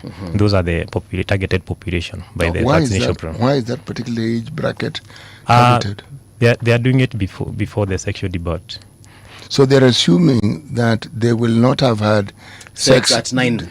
Yes, that is the assumption. Or actually, they are looking at the statistics. Why is the subject of sex important here? The issue of sex is important because HPV is sexually transmitted. Yes. How common is this transmission? It is common. It is only that with the little screening that we are doing as a country, we may not be able to actually understand or maybe be able to imagine the magnitude of this burden that we have. So that's why most of the countries, they have been pushed by the WHO to try and give this vaccination, because research that have been done elsewhere and been generalized in the third or developing countries has actually seen that this is going to be a problem if it is not addressed in the future. It will become a bigger problem than it is right now, because it has more than one transmission. We are talking about sexual transmission, which is important. Yes. But the other transmission that you also get, like there's something called vertical transmission. Vertical transmission is like from the mother to child during a vaginal delivery. Because if you are a carrier as a mother, maybe it didn't affect you per se. Even if you have the virus, doesn't mean 100% you're going to get what you call a disease, that is cervical cancer. Yes. You can get it and become like a carrier. You're just transmitting to your husband, to the other people. Yeah. But at the end of the day, you can also transmit it to your children if you are born vaginally. So that's why I'm saying we don't know the burden yet, because nobody has done the research to the fullest and be able to ascertain like all the women in Kenya have the virus or how many of them seems to be having the virus. So the only way to approach this is to vaccinate the biggest population so that you can kind of have like a herd immunity within the population. Has there any research been done on the transmittability of this virus worldwide in other parts of the world? Yeah, there is. And what is it? Is it one of the most common, or is it rare? Because by the time the government makes the decision it is making, then there is a reason behind it. So, and you've given one reason. But the question I'm asking repeatedly is this. Is it easy for this virus to be transmitted? So most of the research, as the question goes, as you've said it, they are done in, we call it retrospective, like backwards, because we are trying to analyze them from the disease point of view. We are talking about from cervical cancer backwards. So we are talking about the age, when did this lady get the disease, when could she have gotten the virus, because we know the virus could have stayed in your body, sometimes can stay for 10 to 20 years. So if the lady has succumbed or has gotten the disease maybe at 40, it means they all got the disease maybe 20 years back at the year 20. So that's why those are the things that now go ahead in terms of shaping the policy to try and avert the same in the future. Okay. And then you also get to see the issue of the countries in terms of the youth dropouts in school because of the unwanted pregnancies. And then you can actually try to imagine the burden that is there, because not everybody who actually had sex got pregnant. There were the unlucky few that got pregnant. So there are so many other there who are still practicing unsafe sex, but again, they also got nothing out of the same. So it's only the few of them that carry the evidence of pregnancy that you could actually ascertain that this one had a problem. And that's why I think the policy is shaping that. In terms of trying to analyze it. Yeah. All right. So you said you also screen for other diseases. You said the STIs, for example, like in gonorrhea, chlamydia. Now, of those ones, of the STIs, which ones? Now, this is minus HPV. Okay. Which one is the most common, prevalent one that you've found? Disease in sexual or maybe in sexual transmitted infection, they are very dynamic as well. They come like in waves. Okay. So right now you can find like in Nairobi, because I practice in Nairobi. Yes. You may find like there will be a time when gonorrhea is very high. The prevalence is going high. There will be another time when it's chlamydia. There will be another time when it is syphilis. Syphilis, yes. Yeah, and just the other day you could hear that even the HIV is in the English, because it's also a sexually transmitted infection. Right. So right now, the ones that are even common right now, they are even viral. Yeah, we call them the genital warts. We have quite a number of people with them. Yeah, so they come thinking it's a pimple, but then you find out it's a genital wart. Right.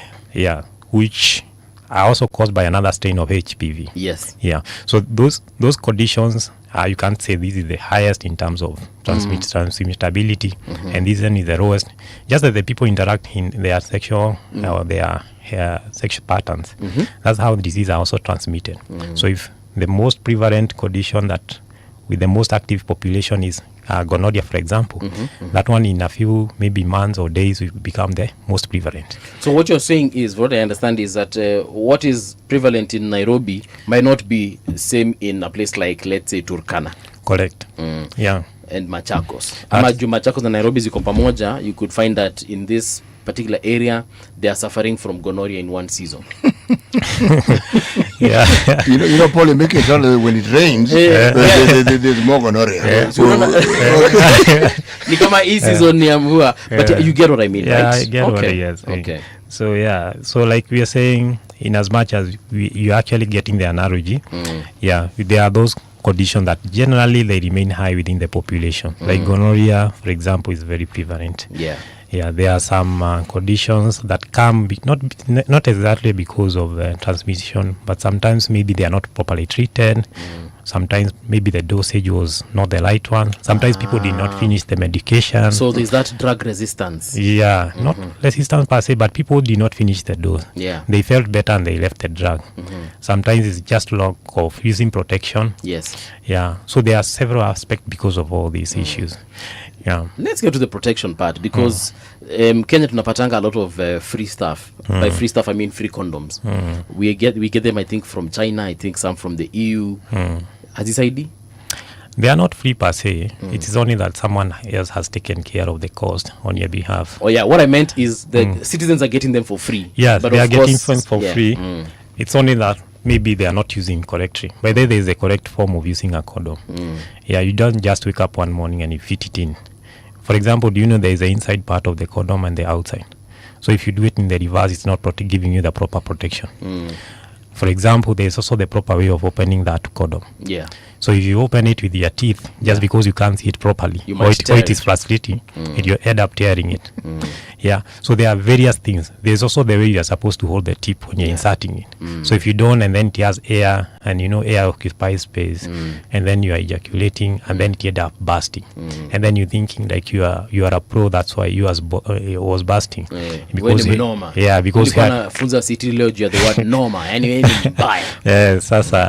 sasa hizi vitu all these things actually depend contribute to how you've been taught, for example. Yes. Yeah, because you find in the African population, and Kenya being one of them, nobody will wake up one morning and start teaching you how to use a condom. Yeah, it's true.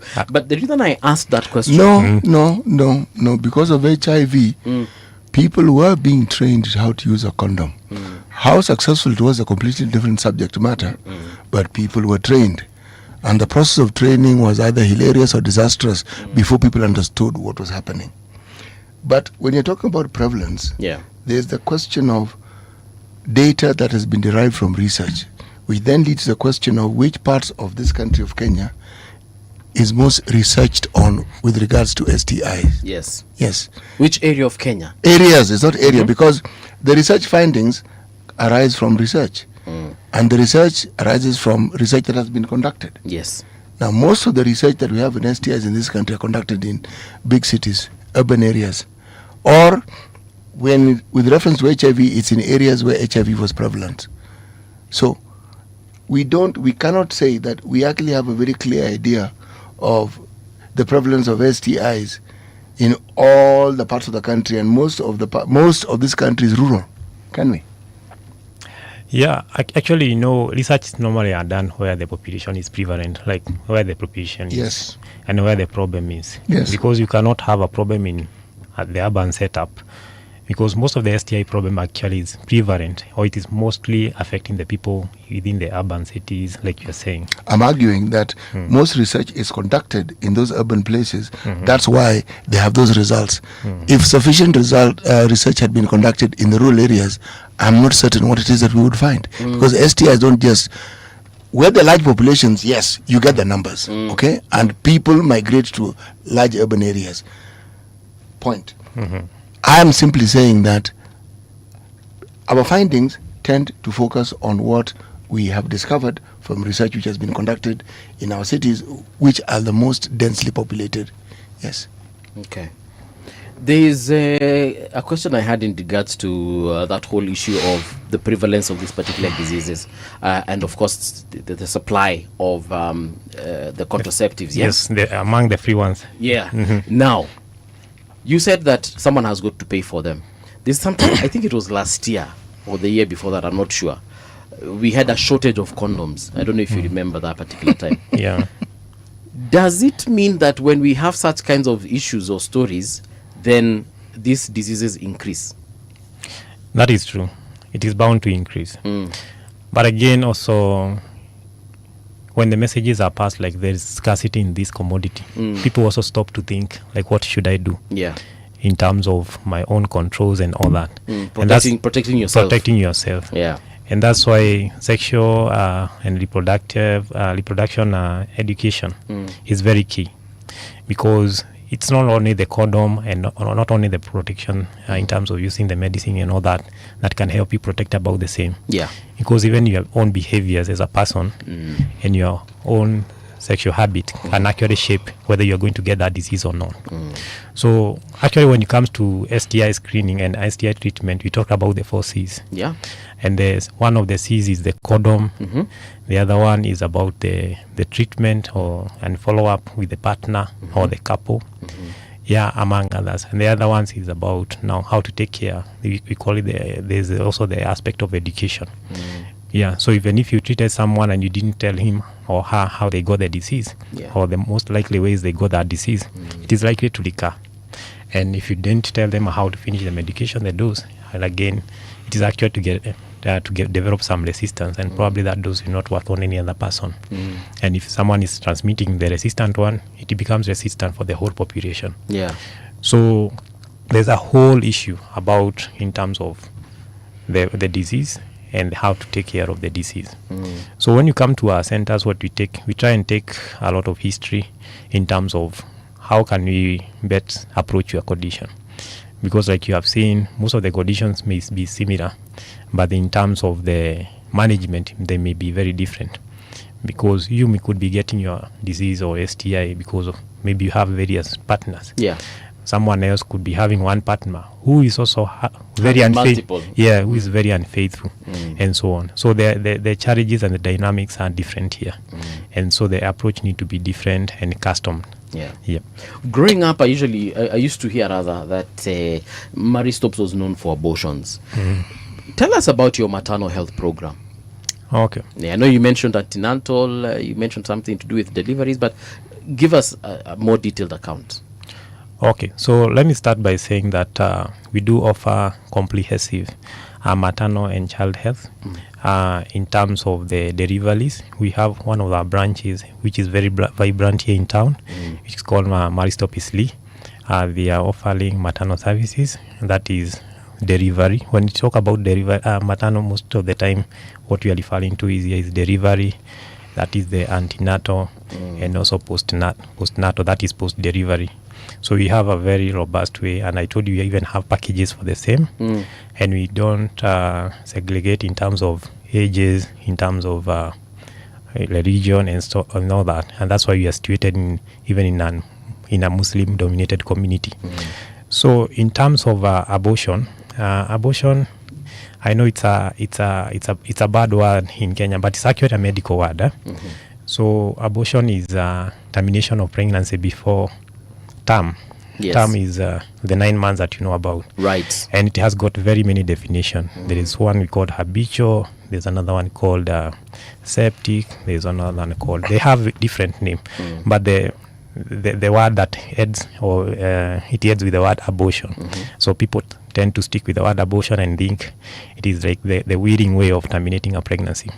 There are various reasons why an abortion can happen to a mother, or a mother can lose the pregnancy, even in that journey of antenatal clinic. For example, if you did a scan at 7 weeks, for a reason we don't have maybe a fetal heart, or the fetus, we call it a fetus, is not alive. There's no reason why you should continue with that pregnancy. Yes. It cannot result to a baby. So termination has to be done. Hence an abortion. Yeah, hence an abortion. Okay. So there are several reasons, and that's why even in the Kenyan constitution it talks about the abortion is not illegal. Actually, it is actually restricted, and it should actually be done within the framework of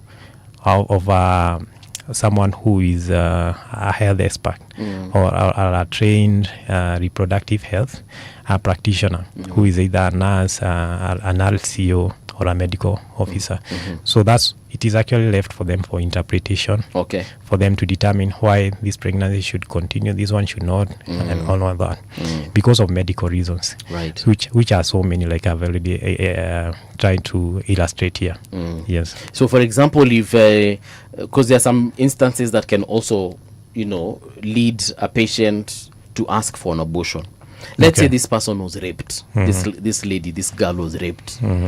And they honestly they find out they're pregnant weeks later. They obviously wouldn't want to carry that child for one reason or another. One of them being, I don't want to be, this child will remind me of that tragic incident. Can they actually request for an abortion anywhere, not just at marriage stops, but is it within the law to actually get that abortion? Okay. So there's what we call, in that law, there's aspect of the health of the mother. And, health is just the complete wellness in terms of the mental health, among other things.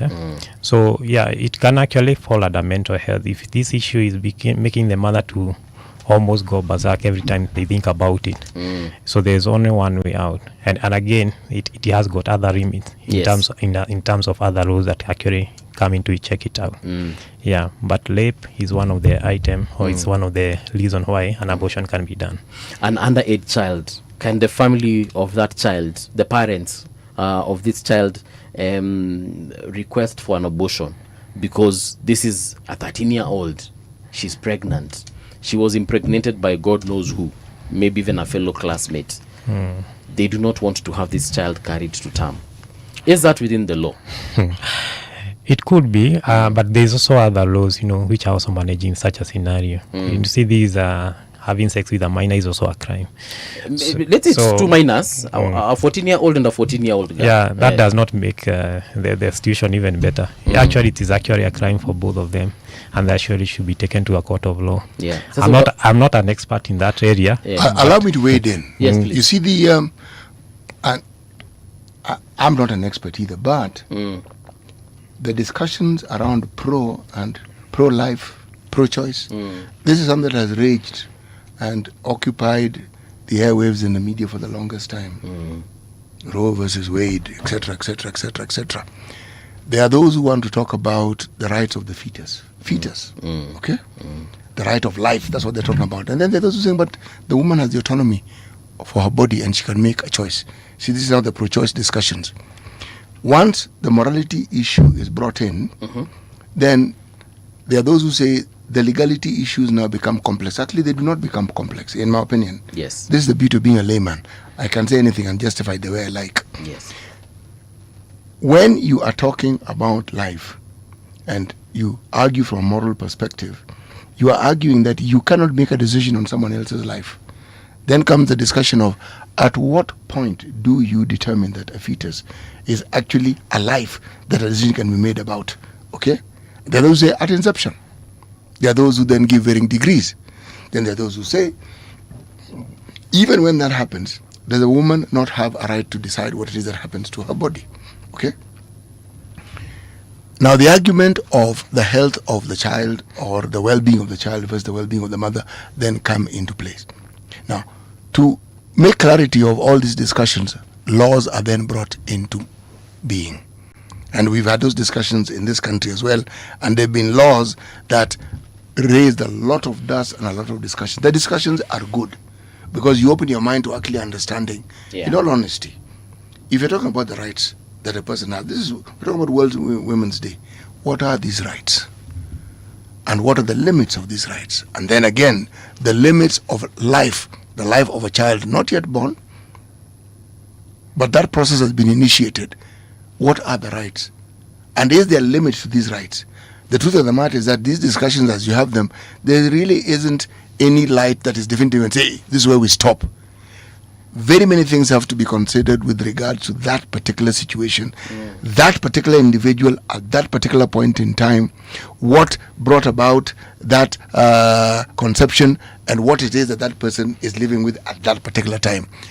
That's why this discussion about matters of equality, this discussion about maternal health, reproductive health, that is why now this becomes a subject matter that people should familiarize themselves with, because then you get to understand what it is that, in terms of the progress that has been made in terms of getting us to understand these things with greater clarity. Yes. Because termination becomes an emotive matter. But in the discussion, the person, if you are pro-life, the mother's well-being is not given priority. If you're pro-choice, again, you lean on one side. So, again, the question, do we have laws that look into this matter in the country? And if we do, what do our laws say? Yes. Because at the end of the day, when you have this discussion, we'll go back to our laws. Yeah. Yes. You know, there's because and these are things I've watched on TV several times, whereby you see the pregnancy has gotten to a point whereby now the family, or rather the mother, has got to make a choice between saving the child and saving her own life. And sometimes you find that the mother is not even in a position to make that choice because maybe she's in a coma or whatever. And so now the responsibility falls on the husband. And you know, sometimes it's a very difficult choice if it were me, because the doctors will present you with options and tell you, you know, we can allow this pregnancy to go to term, but you just know that you will lose your wife. Or we can stop the pregnancy right now and we have a very high chance of saving your wife. Those questions again, it is easy to debate them when we are on this side. Correct. But when you're the one being affected, when you're the one, when your life is on the line, and when your future is on the line, then they become more clearer to you. Yeah, that is true. Yeah. So, but at the end of the day, you've said that you provide services to ensure that mother and child are okay. Yes. Yeah. So that's the end game, or that's the goal, so that at least we are taking care of the mother, in terms of their health, because that's what we are looking at. You know, when you're talking about the mother, sometimes you also forget, like, this lady is having other children, so they have also other responsibility. She's a mother to someone, she's an auntie to someone, she's a wife to someone, and so on and so forth. So at the end of the day, you don't want a situation whereby you are losing a member of the society, just because of one issue that you are actually trying to debate about. So it is very important that whenever this issue, in as much as it's very emotive, as Muga said it, that you try to look at it with that kind of a sobriety. Yes. So when it comes to the hospital, in a hospital setup, whether in government or in private, they will try to look at not in terms of emotiveness, but they will look at it in terms of the medical. Be realistic. Yes. Yeah, because if a mother has a heart disease, for example, and because of the way they are graded, and they've been told they cannot continue with this pregnancy because of 1, 2, 3. If they are undergoing a certain treatment, probably including cancer treatment, which they are going to affect most of the highly multiplying cells, including that of the fetus. Baby. If you are talking about someone with a renal problem, maybe they have already been advised they shouldn't conceive, but because they were not using a contraceptive, or it failed, they ended up becoming pregnant. So what do you do? So there are all these questions. I actually know. I have a friend. He has a wife, and those people do not want to have a child. Like they have decided, wow, wanataka kuishi maisha. And to be honest, I am okay with it because it is their choice, it is their life. Me, I won't start telling them, but you see, children are like this, oh, children are blessings, oh, no. That is for me to know, for them to find out if they ever want to.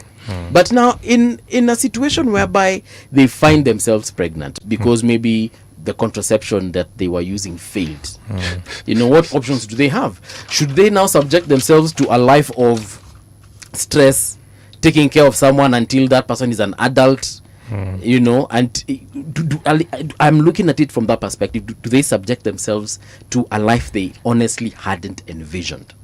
Okay, so Malistop, we have a service we call pregnancy crisis counseling. So in this counseling, someone comes, of course you come, whether you're a couple or as an individual, and you're taken through of course, counseling is about giving someone the options. Yes. And they are trying to make that informed decision on what actually which path they should actually be able to take. So this is a service that is available in all our centers, so that at least someone, you can try to see the scenario they are in and how best you can be able to assist them. Nevertheless, there are contraceptives, and like the couple that you're talking about, they should be advised on in terms of the long-acting reversible contraceptive. We call them the long-term methods. Okay. So this is one of the ways. You call them irreversible? No, I said long-term reversible contraceptive. Okay. There's also irreversible ones, like the permanent ones. So we advocate for such because these are situations where you're advising this lady, if you use this method, the chances of getting pregnant is very slim. There's no one method, for example, that is 100%. That one you can rest assured. There's no one method that you can tell you now you are permanently, closed out from getting this. Even the permanent ones, the vasectomy ones that we started with, and the TLs, that is the tubal ligation. Sometimes they can fail, although the significance or the margins for them failing is very small. Okay. So it's almost not there, especially when you follow the rules and you do everything according to the doctor's instructions. And the follow-ups that are supposed to happen. So the couple that you are talking about, you should advise them on permanent method, or long-term reversible contraceptive. Well, what is interesting is how permanent are these methods? But anyway, how permanent are they? Something is definitely removed and it's never coming back, right? Really? Yeah, but there's also some abnormality with the people. For example, you could be doing a vasectomy, and probably you have a wrong tube. There's that tube that they normally go for. Yes. And the probing work, you remember.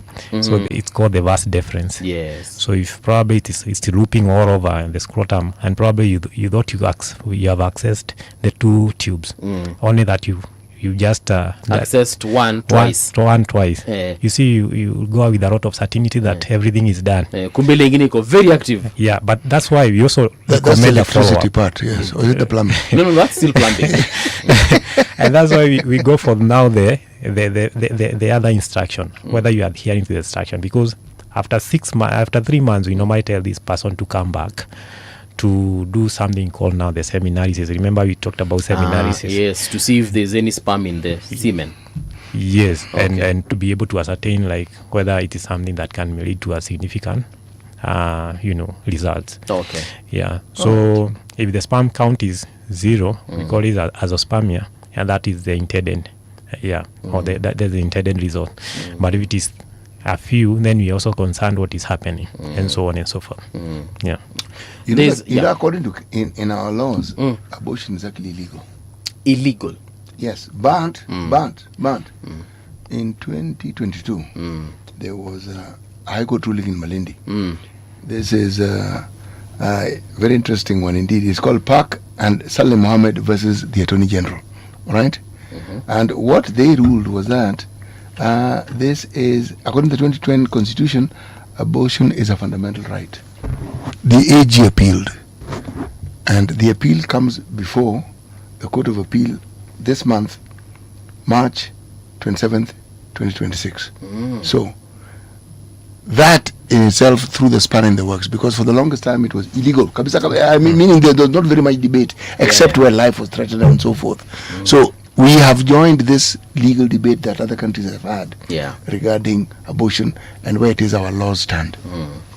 Christina amesema Christina amesema, I remember I went to Marie Stopes in 2018. They refused to do an abortion. I was cancelled. That time I was stressed and kept the baby. She's now in grade 2. She's smarter than her siblings. And she is happy with the child. Of course. Ukiona ametuambia ni kumaanisha, thank God they refused to do that procedure, according to her. Yeah, and she's saying that she's smarter than her siblings. So did the siblings come before or after her? The siblings are already smart. It's not that they're not smart. So walikuanga hapo. Ni kumaanisha aka ka mwisho ni venye hakuwa anajisikia, am I really ready for a number 2 or 3 or 4 or 5? That process can be stressful. Depending on again, this is why circumstances matter. Yeah. Because what is this person's lived reality at that particular point in time? City, there are very many reasons why someone would want to have an abortion. Like so many. And me personally, I am pro-choice, because I wouldn't want someone imposing on me something I don't like, whether it's tea, coffee, whether it's clothes, whether it's shoes, whether it's food. So I can imagine rather someone being imposed a life-changing situation. Whether it is a contraception that failed, whether she didn't even use it at all. The point here is, I think when something is about to change your life completely, you as the person who's going to be affected, the law is there, but the AG atakuwa na wewe ama mtu mwingine, an MP or the doctors who will deliver, they're not going to be with you beyond delivery. Something else is going to happen after that. Maybe you have a deadbeat boyfriend or husband, or this is someone unajua he's not going to be responsible for this child, and I just don't want to live with this situation. So instead of having to gamble, to be honest, mimi nasemanga wanawake waachiwe your choice. Yeah. Mimi, I am pro-choice. So pro-choice tumesikia. Margaret Wanjiru says abortion is a restricted service, not illegal. Yes, Margaret. And according to what we've just heard here from Kimani, he has said that the law provides for it to be done under certain circumstances. So yes, you're right. You mentioned it's a medical term. Yes, it's a medical term. Just like circumcision is a medical term, right? Yes. It's only that with Kenya it comes with the maize, and we don't want not the maize. Actually, it's a stigma. Yeah. So because even when a lady loses a child, even at this day, this time and age, they will talk about a miscarriage. It's a better word. So if they say they had an abortion, someone will quickly judge them. Yeah, because miscarriage is better. Yeah, if I say I got a miscarriage, that one is understandable. But you say you had an abortion, before you even explain the circumstances, what I say, wow, yani so we are very quick to judge, and that's where the problem starts, because there's a very thin line between whatever you can talk about in terms of having a termination with out of choice, like it's you willing in trying to terminate on when it's a medical issue. Yeah. Boaz Waruku says City is spot on case laws, making the conversation enjoyable. Yes, indeed. Christina ameandika ya mwisho hapa ndio tukitokanga, amesema City, actually till date I regret having her. She wasn't in my plans. I only wanted 2 kids, but I've learned to love her. I'm still hurt by what I went through in her dad's hands. Okay, Christina, thank you for that. I guess this is where we come to an end as far as this conversation is concerned. Asante sana Kim for coming through and for giving us this information. How can we get in touch with Mary Stopes? If and this is obviously for the sake of the listener, how can they get in touch with you? Okay. So we have a toll-free number. That means you call and then you're not going to be charged any money. So the number is 0800 72 0005. Then again 80800 72 0005. So I believe Buvi will share the number in your handle, so that at least people can be able to get it. So if you call there, you'll be given more and more information as pertain to the issues that we've been discussing today. And I believe the listener will be able to benefit. All right, thank you, Samuel Kimani. Samuel Kimani is a sexual and reproductive health specialist at Mary Stopes, Kenya. Coming up next, we host Dr. Ekuru Aukot. He is a lawyer and he is the party leader of Third Way Alliance Kenya. Don't go too far. We'll be right back.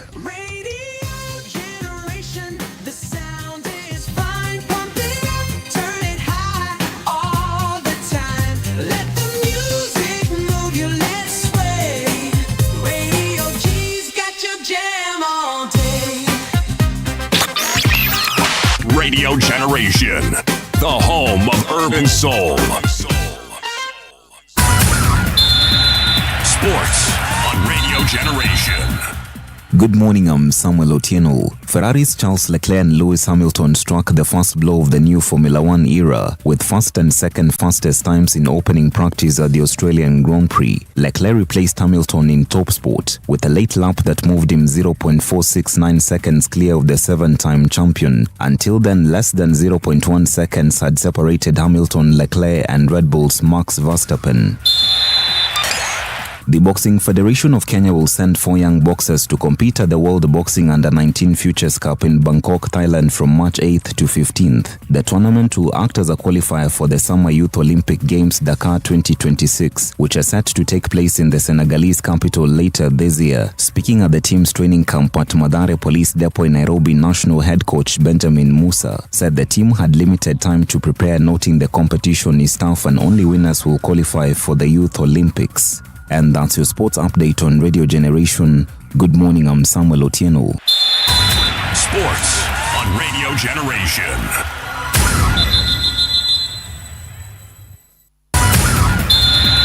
Sports on Radio Generation. The views and opinions expressed on this program are those of the guests and do not necessarily reflect the views of Radio Generation. Radio Generation assumes no responsibility or liability for the interviewee's views. This is Radio Generation. In the beginning, there was morning radio. But now there is Radio Generation's The People's Breakfast, curious and bold, getting facts from the shadows. That's what it is. Now, as the city wakes and secrets stir, a bright new voice shines. The People's Breakfast, your morning, your voice, your journey. Good morning. Good morning, my neighbor. Welcome to the home of hard truths and bold insights, Radio Generation. All right, it is now 2 minutes past 8 o'clock. We're getting into this third hour, it is, yes. And the conversation in this particular hour is going to be with Dr. Ekuru Aukot. And like I told you, he is a lawyer, party leader, Third Way Alliance Kenya. Politics versus the needs of the people. What will transform Kenya indeed? Daktari, good morning. Happy New Year. Tunasema Happy New Year until the end of March. Happy New Year to you, Mbuvi. Happy New Year, City. First of all, let me say my apologies for missing your last 2 invitations. They're all based on matters health. Yeah. But eventually I'm here. But for the avoidance of doubt, I sent him evidence of what I was going through. No. This guy had an allergic reaction that was horrible. Yes. Allergic? Yes. If you looked at the picture, you would think that he was a victim of police brutality. Oh, pole sana. No, he was actually unwell. Yeah. Everything that could be puffed up on his head was puffed up. His eyes, his nose, his lips. He was looking bad. Do you know me? I don't have an allergic reaction to anything. At least not yet. I have not found anything. Paul, you don't have an allergic reaction to any food stuff that you know of. I don't say anything. But siti nimekula vitu mingi sana. That's why I'm saying food stuff. Pia nimetumia vitu mingi sana na hazijaniathiri. Let's focus on food stuff, shall we? Yeah, food allergy can actually kill you. But if it goes to your nostrils, you're dead. Yes. So you rushed to the hospital and I took an antihistamine immediately and I called my doctor and akakusaidia. But it went on after a day. All right. Pole sana. Yes, but now we are glad that you're okay and most importantly that you're here today. Yes. How is Third Way Alliance? Third Way Alliance is there. We, as you know, that we are one of those parties that the so-called big parties called fringe parties or small parties. But we are very proud of who we are because we stand on principles. Yes. We are not swayed by these populism that actually at the end of the day doesn't really bear any fruits for the country. Okay. Doesn't bring the kind of change that you want to talk about today. Yeah. It's about dancing on the podiums, insulting each other. But we stood our ground. We've been so reluctant. We've been invited to join some of these coalitions, but I say again, if you study the history of coalitions anywhere else in the world, look at, for example, Germany survived on coalitions for many, many years, but you can see the benefit that those coalitions bring to their people. If it is health, medical health, free education, look at Israel, Benjamin Netanyahu has survived on coalitions for a long time. But at the end of the day, what coalitions do is they place the interests of the country and the people first. It's not about self-preservation compared to, for example, our kind of coalitions. We've had many coalitions in Kenya, probably right from 1997 with was it NDP being swallowed by the Jogo, and then came 202. Was it LDP or NDP? I think it was NDP. Maybe CT can remind us. It was NDP. Okay. 1997. Chama gani hiyo? Ile Raila.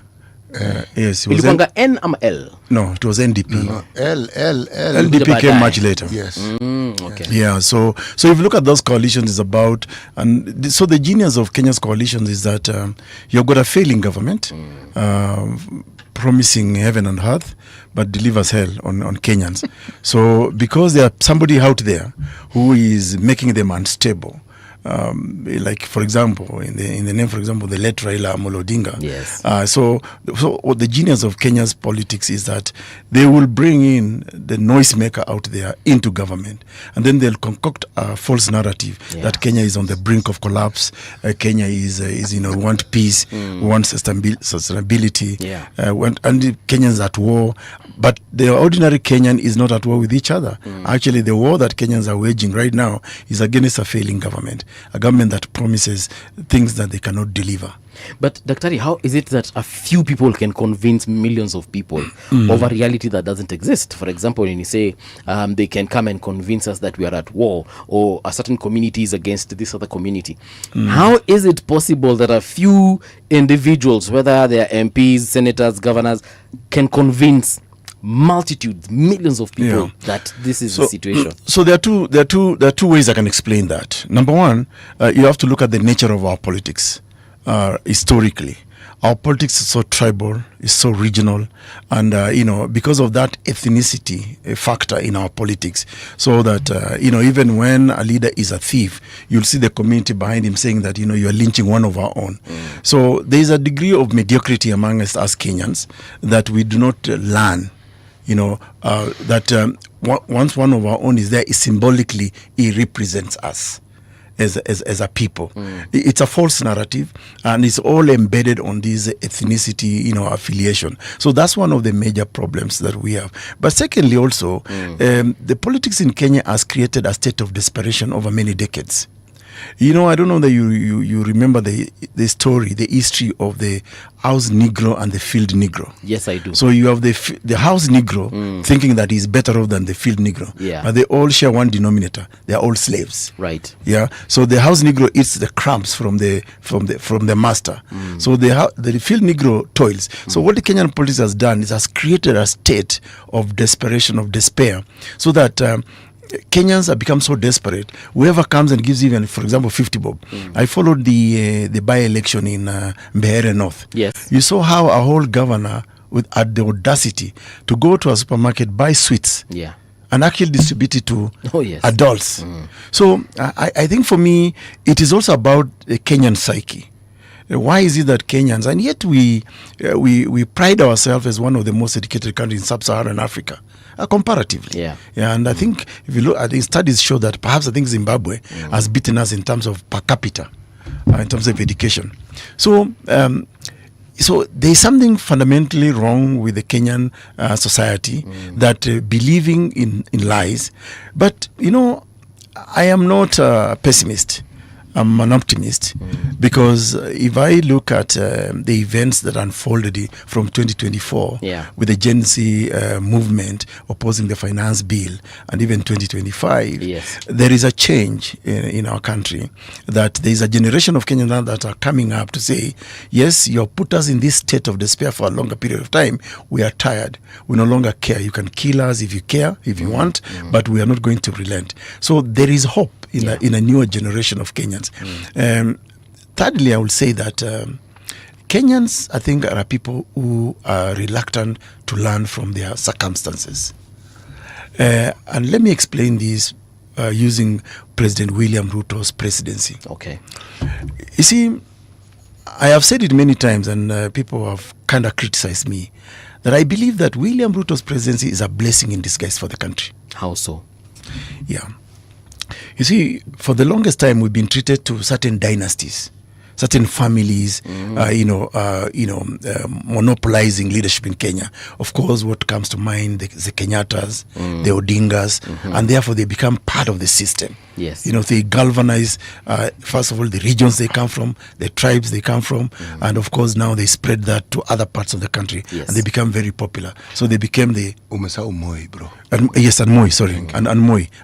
So now, so if you look at, for example, even when, in fact, thanks City for reminding me that, and someone like President Moi, the late President Moi, used to brag and say that Kanu will rule Kenya for 100 years.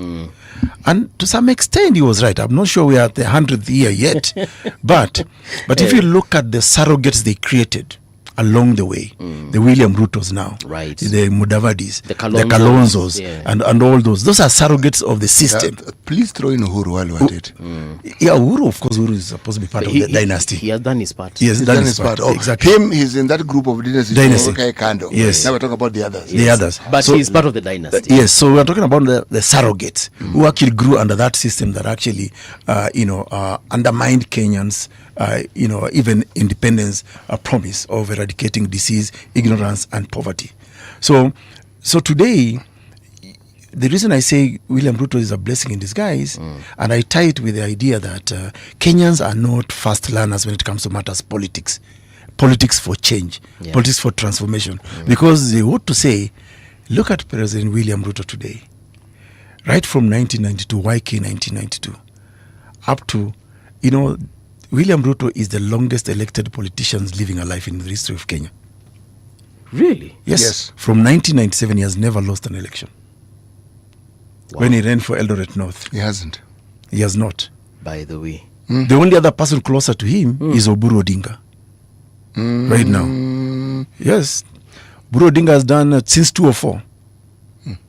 32 years.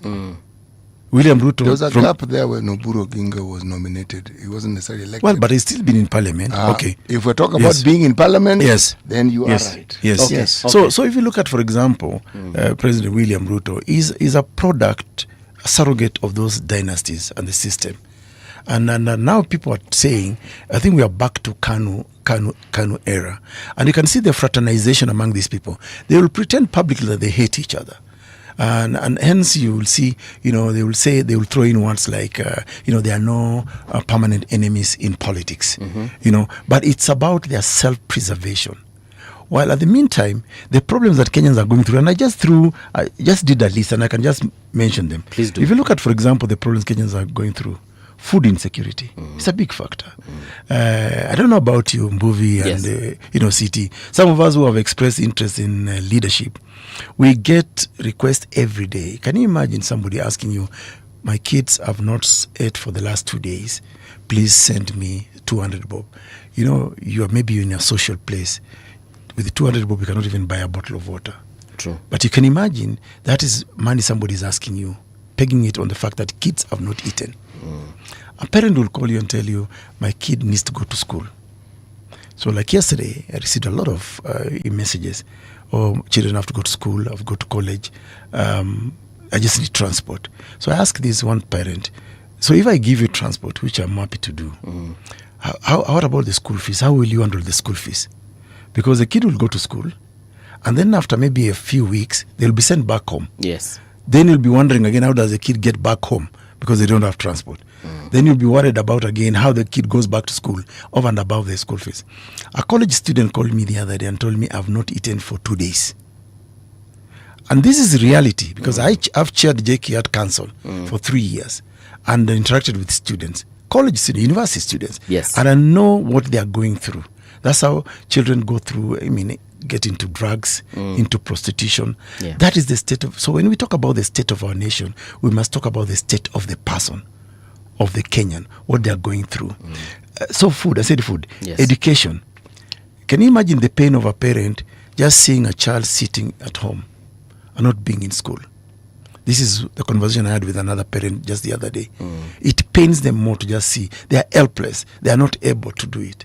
And yet education is one of the biggest investments any country can actually give to its people. Health.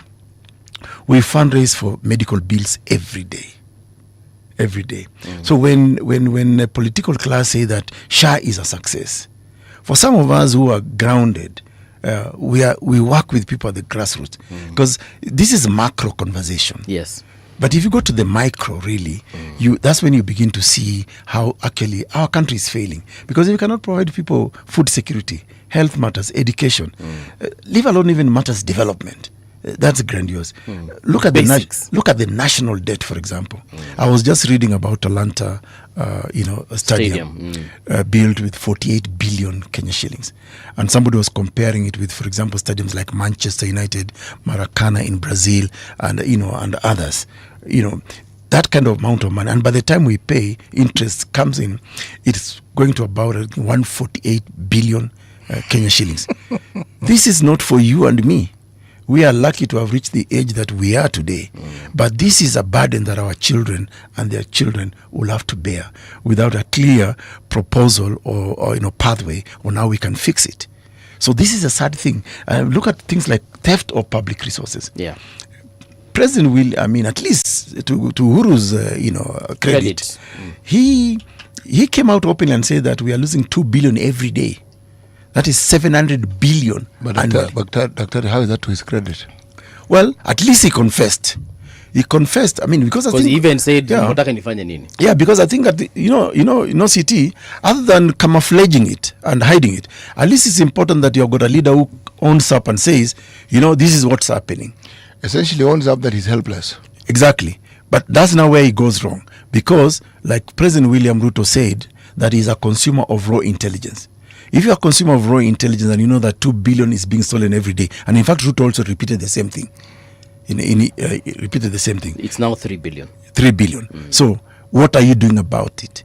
Because you are burdening Kenyans on this debt, on this theft of resources. And nobody in this administration wants to use the Auditor General report. Because the Auditor General spends at least 6 months investigating your development projects. The money that you are given. For example, as in Turkana, and I will use my own native county, we have now received upwards of 100 billion Kenya shillings since 2013. And there's evidence that this 100 billion has actually been used in the county of Turkana. Maybe you land into Lodwar town, you will see some street lights, a bit of tarmac there and there, but drive maybe 2-3 kilometers outside Lodwar town. People have no water. You see abject poverty. Where has 100 billion in Turkana? Exactly. Yeah. That's the $1 million question. That county headquarters, was it ever completed? I am not sure, to be honest. I'm not sure. So, and I on social media, I follow, for example, some of the activists. For example, there's a lady called Nasra Ahmed, and then there's a lady called Shangazi. She's based in Kakuma. Nasra, I think, recently was doing some work in northeastern, and she posted images of a family, an older man, basically sleeping outside. So she threw in a number where we all threw in money, and she's building a house for this mzee. Okay. Shangazi has built 47 homes in Kakuma. So when you talk about affordable housing, which is being propagated by this government, to who is that affordable housing targeting?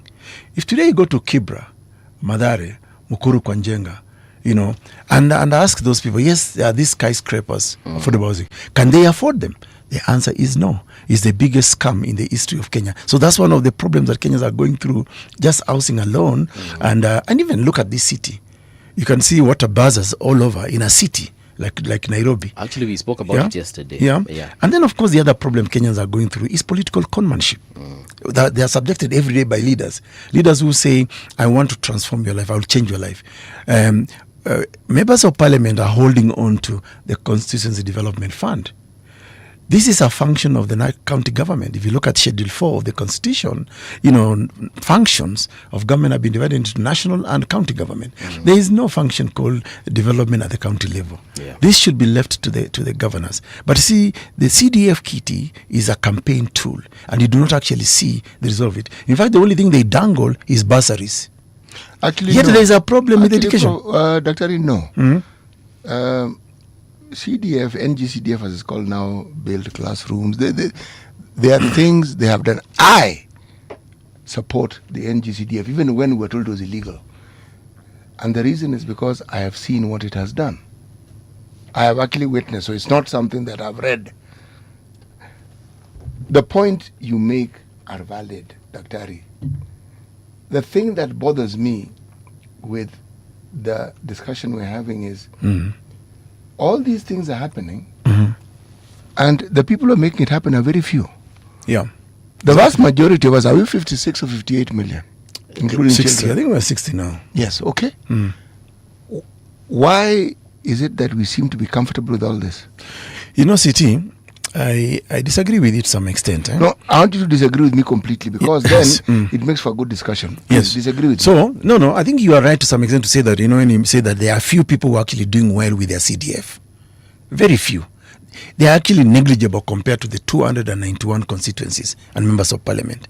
So, comparatively, honestly, the few members of parliament who are actually injecting that CDF money into development, they are exceptional. As we say in law, for every general rule, there is always an exception. So there are exceptional members of parliament who are actually doing well in their constituencies with the CDF. For example, the governor of Muranga, Irungu Kangata, did fantastically well with the CDF. And even right now, what he's doing in Muranga, even with the feeding program in schools and all that, people are benchmarked. He's doing fantastically well. But if you compare it with others, and that's why I say, if you're to bring in the Auditor General report and say, okay, Governor X, you are given this amount of money.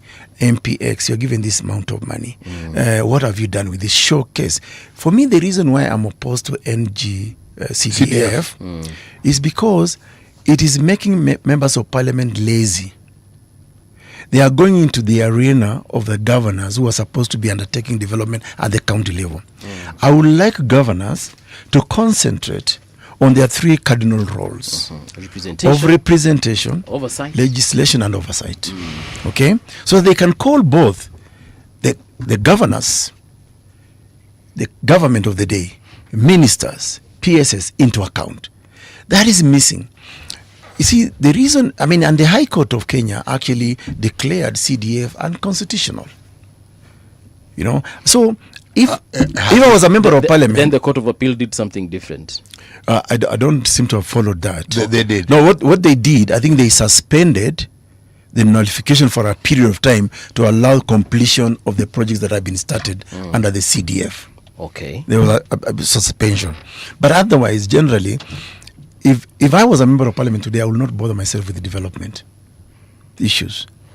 I'll bother myself with those roles. People have sent me to the National Assembly. Yeah, I'll be asking my governor, why is Turkana East, where I come from, and does not have water, insecurity, roads? I'll be lobbying the national government to say that there is a road that needs to connect Kapedo all the way to Lodwar, to Lokichar, to the oil fields of Lokichar. Yeah. That should be my role in parliament. I should be putting in motions. But the moment you go into this development, you're actually losing your own role. But allow me now to turn into the politics, because this subject about Kenya's problems and politics. Yes.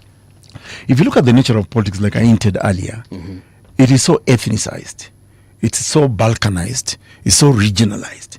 But at the end of the day, there's no benefit that actually accrues to the people. Our politics is politics of deceit. And that's why you will see people in government today, in national government, have been oscillating between this one political party every election to this, to that, meaning they have no principle, they have no stand whatsoever. And then, of course, politics in Kenya has been commercialized. It's about money. If you do not have money, Paul, yes, Kenyans will wonder, I mean, unataka nini? When I ran for president in 2017, the first question that even my contemporary asked me, 2 questions. Ekuru, but you're from the Turkana community. How many votes do you have? Had they just discovered that you're from the Turkana community? That's what surprised me, that you're from the Turkana community. How many votes do you have? As if the Turkanas are the only people who can put me into position of leadership, into presidency. I see if I become president of Kenya, I can only serve the Turkana people. But you can see that narrative movie. Yes. Right now, Kalonzo is hanging on the coat of the canvas. The former deputy president, Rigiji, the Kikuyu, is talking about Murima. William Ruto, obviously. And we're actually not certain of that number of his, but yes. Yes, yeah, but whatever. But he's driving that narrative. For sure. Yes. Yeah. And then, of course, you have people like Luo Nyanza after Raila. I think imesambaratika. You don't even know where they are headed. So you have got the Babu, the Sifunas, the Orengos. You have got the Oburu Odinga. So the party is gone with the leader. You're right. Luya, I think he's confused. Mara it's Natembea, Eugene Wamalwa. I don't know. Mudavadi, of course, has no leg even in his own Viga.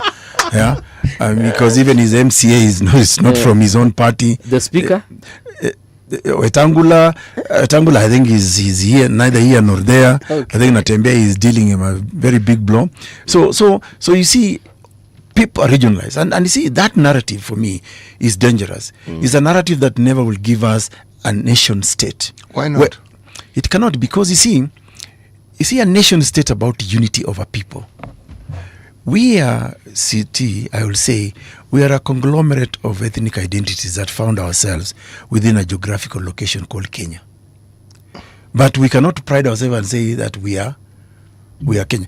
I'll give you the example of the American people, or even the British. The Americans are a very divided society. In fact, they have killed each other more than even Al-Qaeda and terrorism has. But when an American is out here, he's American. There is that pride of being an American. There is that pride of being a British national. Singapore, there is that pride of being a Singaporean. Chinese and all. Chinese. Closer home, Rwanda. You see Rwandese. I mean, not say that everything is comfortable in Rwanda, especially after the genocide. But you meet Rwandese people. If you go to Rwanda today, one of the mistakes you'll make is to ask somebody whether you are Tutsi or Hutu. They take offense, because they don't want to go that path. They have built a certain commonality as a nation. Now in Kenya, the only time we come closer to being a nation state is when our athletes make us proud. When you see Rugby 7, what they do. Harambee Stars. Well, not even Harambee Stars does not necessarily, but look at the athletes. When they win, people forget. It doesn't care whether it's a Kiprono or a Kiprotich or whatever. But that time you can see the sense of pride and And recently I watched the rugby, for example. You can see that is the closest actually we come to it. But when it comes to politics, we recoil back. I come from northern Kenya. I come from western Kenya. I have to ask, why do you think this is a bad thing?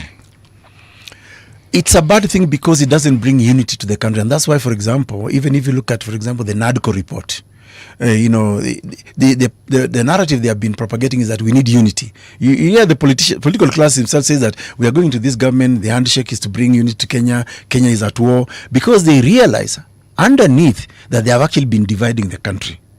But it is for their own preservation, for their own political survival, not for the country. And therefore, if we look at, for example, the formation that are happening right now politically, it does not give any hope to Kenyans. So, for example, when ODM is split like the way it is split today, and then you have got I don't know. Are they split or are they realigning? No, they are split. I think there are now 3 factions of ODM. 3? Yes. Is that not a good thing?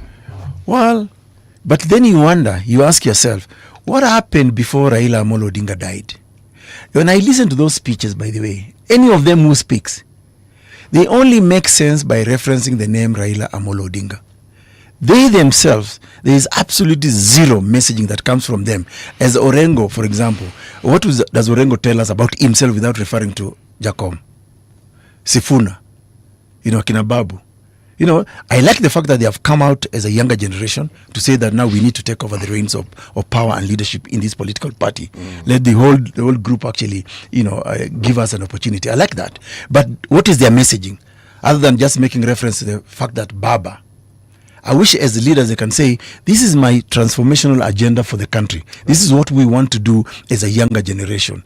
Not just chanting, one term. Fine. Now, I agree with one term. On that, we are in agreement. Because even you, who is the leader of the Federal Alliance, Doctor, let me ask this question. What happened? Because the message that you had when you came up with the Federal Alliance was just about the most progressive political message this country had ever had, at least from my point of view. And I said, yes. Just the term Punguza Migo, it resonated very well. In my mind, it resonates better than Ruto must go. It did. You know why? Yeah. You were referencing the economic hardships that people have, and you're saying, guys, this thing, we can't go on this way. What happened? So, I'll tell you what happened. You see, when we came up with the idea of Punguza Migo, basically it was about reducing the burden of governance on Kenyans. This was in 2019. 2019. Right. And it was actually the only successful constitutional proposal that went up to the 47 county assemblies. Even ODM, when they tried to Ekuru Kenya and all that, they failed. Kuria, Punda Mechoka failed. And they are all used against us to try and undermine the Punguza Migo. But our proposals are very clear. For example, do we need a large parliament the way we have today? We do not. Of 349 members of parliament. They were consuming about, at that time, 37.5 billion Kenya shillings annually. And we did comparison. Nairobi City, at that time, I think was about 6 million residents, if I'm not wrong. And they are only given, 11 billion, I think. So you give 6 million people 11 billion for everything in terms of development. But 348 people, or 49, consume 37.5 billion annually. It's not fair. Even if you look at the money that goes to the counties in terms of developing the counties. So Punguza Migo was actually saying, no, we need to question this. We don't need a large parliament. And we did a comparison, CT, if you recall. We compared, for example, India as a country. At that time, 1.3 billion people. Yes. With only 800 representatives for both houses. Yes. You even went to compare China. Yes, and then you looked at the electoral system. Yes. And their so-called electoral board. And the numbers it had given that population. You compared all these things. Yes, we did. That's why my question, what happened? So let me tell you now what happened. What happened is this. At the time, they saw that Punguza Migo was actually hitting the counties because they never believed that a small party like ours, and like I told Sifuna one time in one of the shows, yes, we are very small and very proud to be a small party, but with big ideas. When they realized that Punguza Migo was actually going to the counties, and I was very lucky, and I want to thank Kenyans for actually supporting us during that time, because we had a pay bill where Kenyans put money. And I told my guys, we are not going to fly, we are going to go to hit the road. And we wanted to go to 27 county assemblies to present the Punguza Migo Constitutional Amendment Bill of 2019. And in all those 27 counties, they actually did a mock vote, and it was yes. Now, the system came in hard on us. Remember, that's the time they now propose BBI, Building Bridges Initiative. And to date, I will not forgive Raila Odinga, may his soul rest in peace, and Uhuru Kenyatta, because they were the enemies of that bill at that time. They actually fought that bill so hard. They spent 1.5 billion Kenya shillings bribing MCS to shoot it down. Why do you think they fought it so hard? 1.5 billion. They were giving MCAs minimum of 100,000 to 250,000 per MCA. Why? The 1450 MCAs. And this was told to us, confessed to us by MCAs, including nominated guys. Why do you think, if we were to believe what you're saying, why did they do what they did? What was the rationale? Because the Punguza Migo Constitutional Bill was going to change the governance structure in this country. For example, there are going to be many casualties in terms of members of parliament. Our proposals was a maximum of 100 members of parliament. One woman, one man from all the 47 counties, making it 94. And then we invoked Article 100 of the Constitution on those special groups. Wait. So, yes. One woman, one man from each county to be members of parliament. Exactly. And then now six members from the minority, people with disability, and the other group, 6 of them, making 100. And then we said one senator from all the 47 countries, a total of 147. And we are going to save, I think, about 3 billion. I don't remember the exact figure. It was actually more than 3 billion. Yes, it was more than 3. That we are going to make that saving. Then theft of public resources. We are saying that anybody who is adversely mentioned in matters of corruption cannot run for public office. And we had put a timeline on when corruption cases must be concluded. And we said 30 days. And we worked with auditors and accountants. And we told accountants and auditors, tell me, if today CT is the governor of Siaya, Kisumu County. Oh, Kisumu County. Yes. Just an example. No, I want an accurate example. I come from Kisumu County. So take me to Siaya. I don't know why you don't seem to like Siaya. No, I don't come from Siaya. I come from Kisumu County. You see how passionate people about the region. Yes. I mean, this guy is taking me. Okay, so we have given CT 10 billion to do development in Kisumu County. Yes. So we asked auditors and accountants, if you've audited CT and he had said, this is my development program, I'm going to build schools, I'm going to do a dam, I'm going to do roads, I'm going to do this, and he has not done that, how long will it take you as a witness on the stand to actually confirm that CT stole that money? Because the name corruption, and we even constructed the word corruption, by the way. We say in the Luo, what is corruption? The word doesn't actually exist. But if you're a thief, is called what in the Luo? Jakuo. Yeah? Jakuo. Yes. In Kamba? Kingeli. Yes. In Turkana, you say Ekokolan. You're a thief. No, you guys have a nice word, Ekokolan. Yeah. I think they're actually describing the person's activities. Exactly. Yes. He stole. Theft. So the accountant and auditors told us, I do not even need 10 minutes. I just need to refer the judge to the audit report. Yes. I spend this time. We ask them to confirm this, and that person should be in jail. You tell me, the political class will have accepted that? Elections. We said, let's automate our election. We compared it with the M-Pesa transactions that we do every day. At that time, we were transacting about 25 billion Kenyan shillings per day on M-Pesa. Do you know that comparison was one of the most enlightening comparisons I came across? You know why? You take something everybody thinks is complex, and you say, but it's not very different from what we do every day. Exactly. So I can send you movies today, 300,000 Kenyan shillings from my phone. Yes. Yeah. And if it goes the wrong number, it will not go through. I can even reverse it. Yes. Now, when we did Punguza Migo, we worked with an IT guy, and he built a system where you go to our website and say, I want to support Punguza Migo. You start by your names, your ID, as in the voter register. Right. If you get it wrong, you won't go to the next stage. You pick your county. You have a drop-down, but you pick your county, Turkana. Yes. You pick my constituency, Turkana is my polling station, Kapedo Primary School Girls. And then I sign electronically. Yes. I submit. I get a certificate saying I'm supporter number 1,000, supporter number 100. We backed it up. They tried to hack it, but we were working with IT guys. Eventually, we got 1.4 million. But because they did not want this process to go on, they tried to change it. Eventually, they could not go below 1.2 million. Those are the registered voters that actually supported Punguza Migo. Right. It was going to change the total narrative in this country. We are going to simplify election voting. And we are saying, why can't I vote using my phone? But Dr. Why are you saying it was going to change? Because it actually did change. Your process had serious support, tangible, live support. Yeah.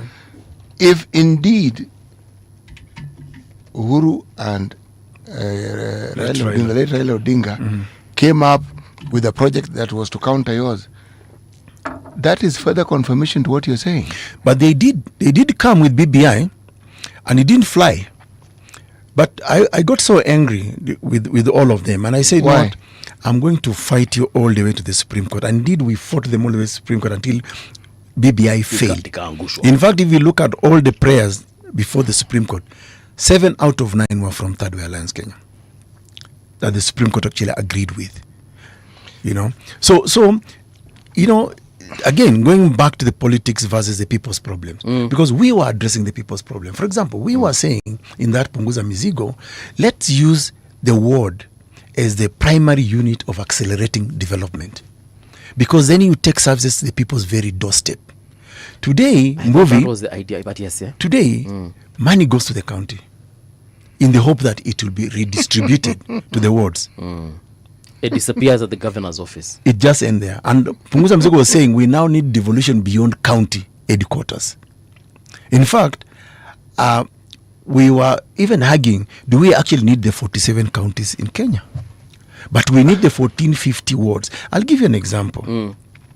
In my student days in England, I never knew who my member of parliament was. Member of parliament when you're in England? Yes. Okay. I never knew. The UK MP. Yes. Uko namjua. Siko namjua. Okay. But I related closely what is called a local authority. Yes.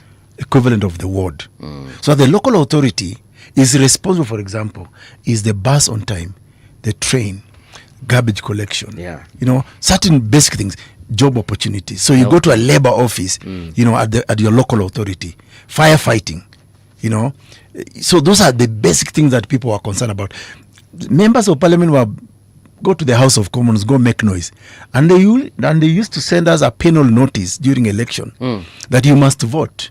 Because you're enjoying the services, must help us pick the right leader. And if you don't vote, the fine then at that time was, I think, £100. If you don't vote? Yes. So you must participate in an election and you must elect the right responsible leader. Wait a minute. Because you are enjoying the services. Are you saying that in England, voting is compulsory? In a way, yes. Okay. It's not like Australia. Yeah. Where it is an illegality, meaning iko shida. This one, it is should be a gentle coercion. Yes. Usipovote kuna pesa unatoa. Unapata under your table. Yes. Unapata ka penal notice. Ile Australia unafungwa. Hiyo ndio tofauti. Australia utafungwa. Utafungwa. Kama kupiga kura. Utafungwa. It's compulsory. Yes. I mean compulsory doesn't have two meanings. But you see, they were encouraging people participate in the public affairs of your society. How do we achieve that here? Well, you see, the only way we can achieve that here is by having transformational leadership. You see, going back to the politics and leadership in Kenya, unfortunately, Mbuvi, we have a leadership in this country that is has no self-love, self-worth. As I was driving here, and I was asking myself, I'm looking at Kindaruma Road, Kilimani. Look at the state of the roads. Potholes. Kuna places hata hakuna barabara. Imagine. Sijui kama umeenda hivi Marcus Garvey. Yes. This is Nairobi city. Honestly, look at the kind of development. And you see, I was asking myself, if I was Sakaja in charge of Nairobi, I would approve for you to build your high-rise apartments. But because of the construction, you end up spoiling the road. You must rehabilitate that road. That must be a condition precedent that you must sign into. You must clean this city. Is he actually capable? Well, he's our governor. Yes, I understand. You see, it takes us back to the question that we often do not ask. Every time we talk about politicians who are voted into office, we assume they are leaders. But they're just politicians who've been voted into office. And leadership cannot begin and end with politicians. We have made this the norm in this country. When people talk about leaders, you talk about politicians. Most of these fellows are not leaders. Because if they were, then these discussions about the shortfalls of what we don't or don't have wouldn't really arise. Sakaja was elected. He is the governor. But Nairobi has citizens who have leaders. Let me give an example of what I mean. Karangata Association, they have leaders. Yes. They have fought the county government from the times of Kidero. I remember. Yes, exactly. And they still stand firm. They are clear about certain things. It is leadership. There's this community of people who have something they feel is dear to them, and they are not going to allow you. Kilimani also began that fight. Them, they've lost it. The people who live within Kilimani also had that sort of association. When you have civic action among the citizenry, it is a form of leadership. One, you're informing the rest of the country, look, we're not going to put up with this. With your process of Punguza Migo, you opened the eyes of Kenyans to think that prior to your movement, Kenyans had not seen in the light that you presented it. Now, if I juxtapose it with whatever it is that was brought about by the late Raila Odinga and Uhuru, and whatever then followed with whatever formation that we now have, they were entrenching the status quo. Absolutely. But I asked a question earlier, and I'm going back to it. When I asked, how many are we? Why is it that the rest of us simply want to keep quiet, even when something that could have changed our lives is brought into being, it is fought, we are still quiet? You know why? You know, one of the biggest problems we have in Kenya is our non-participation in politics, because we think that politics. People say that politics is a dirty game. Politics is about public life. It's about the things that we've just listed here: education, health, development. You know, all those things. Your own security. So, from policy decisions. Affects you, the prices of unga, the prices of beans and all that. You know, I remember. Let me use two examples of scholars. I remember Plato saying that one of the consequences of refusing to participate in politics is that you'll be governed by your inferiors. True. Think about Kenya today. Some of the people who are the face of leadership today, who are they? Even the fact that their education is questionable. You begin to wonder, why did I go to school? If these are the people now who are actually the face of leadership in our country, then all of a sudden they become billionaires overnight. Then there was another man called Bertolt Brecht, a German, who talked about the political illiterates. And he said that the political illiterates are the worst people in a country. Because of their non-participation in politics, they say that politics is dirty, I don't want to participate. But they do not know. From politics comes the prices of unga, nini, prostitution, whatever, and all those kind of things. You know, the lackeys of corruption and all that. So, so, CT, you are spot on. People do not, especially our so-called generation, we suffer from myopia. We think that because maybe I drive a nice car, I live in a nice apartment, say in Kilimani, I don't know, I live in Lavington, Runda, or wherever, I don't want to participate in politics. But they do not know. I mean, I'll give you an example. Do you know abstaining is participation? Well, you can abstain. Fine. It is, I'm calling it participation. Yes. The last election is the best example of this. We keep talking 8 about million people that didn't vote. Exactly. Now, had they voted, we don't know how. But I agree. But to some extent, we analyze that. We analyze that in our party. Why did 8 million people stay away? Because that was a winning vote by itself. Yes. The reason they actually won the election. Yeah. The reason actually these people stayed away because they did not see any credible candidate. People are dejected. And if you look at, for example, and I've said it many times. Yeah. If you had Raila Amolo Odinga, why were they dejected, Doctor? You have to ask that question. Yeah, because they have reached a state of desperation that they do not see anything new that comes from the same leadership. Some of us were locked out, and I know I was locked out from that 2022 election because my campaign was simple. I didn't have a manifesto. My manifesto was going to be the Punguza Migo bill. That was my manifesto. Who locked you out? And IBC, the same IBC that cleared me in 2017. They said what this time? Said that I did not garner a requisite number of signatures. Yet I had over 52. And they said that these people have to be registered in a party. I went to court and I won the case eventually. But this is after you had been locked out. Yeah, after I've been locked out. But I said we need to correct this false narrative. Because when you become a president, you don't become a president of the members of your political party. You are a president of the people of Kenya. That's the reason I was locked out. And then they said that my check was written IEBC, We did the same thing in 2017. What should it have been written as? They say in Independent Electoral Boundaries Commission. So essentially, even if you had written it as Electoral and Boundaries Commission, you would have said you should have written IEBC. Yes. You are never going to win this thing, were you? Yeah. Listen, they could have still told me, go and rectify. Just like the way they gave Wajakoya an opportunity to go, and I think there was another guy also, they gave the opportunity. For us, we had met all the criteria, except now those two issues they said. But on the issue of signature, the court and absolved us and said, no, IBC was wrong. On the check, that was rubbish.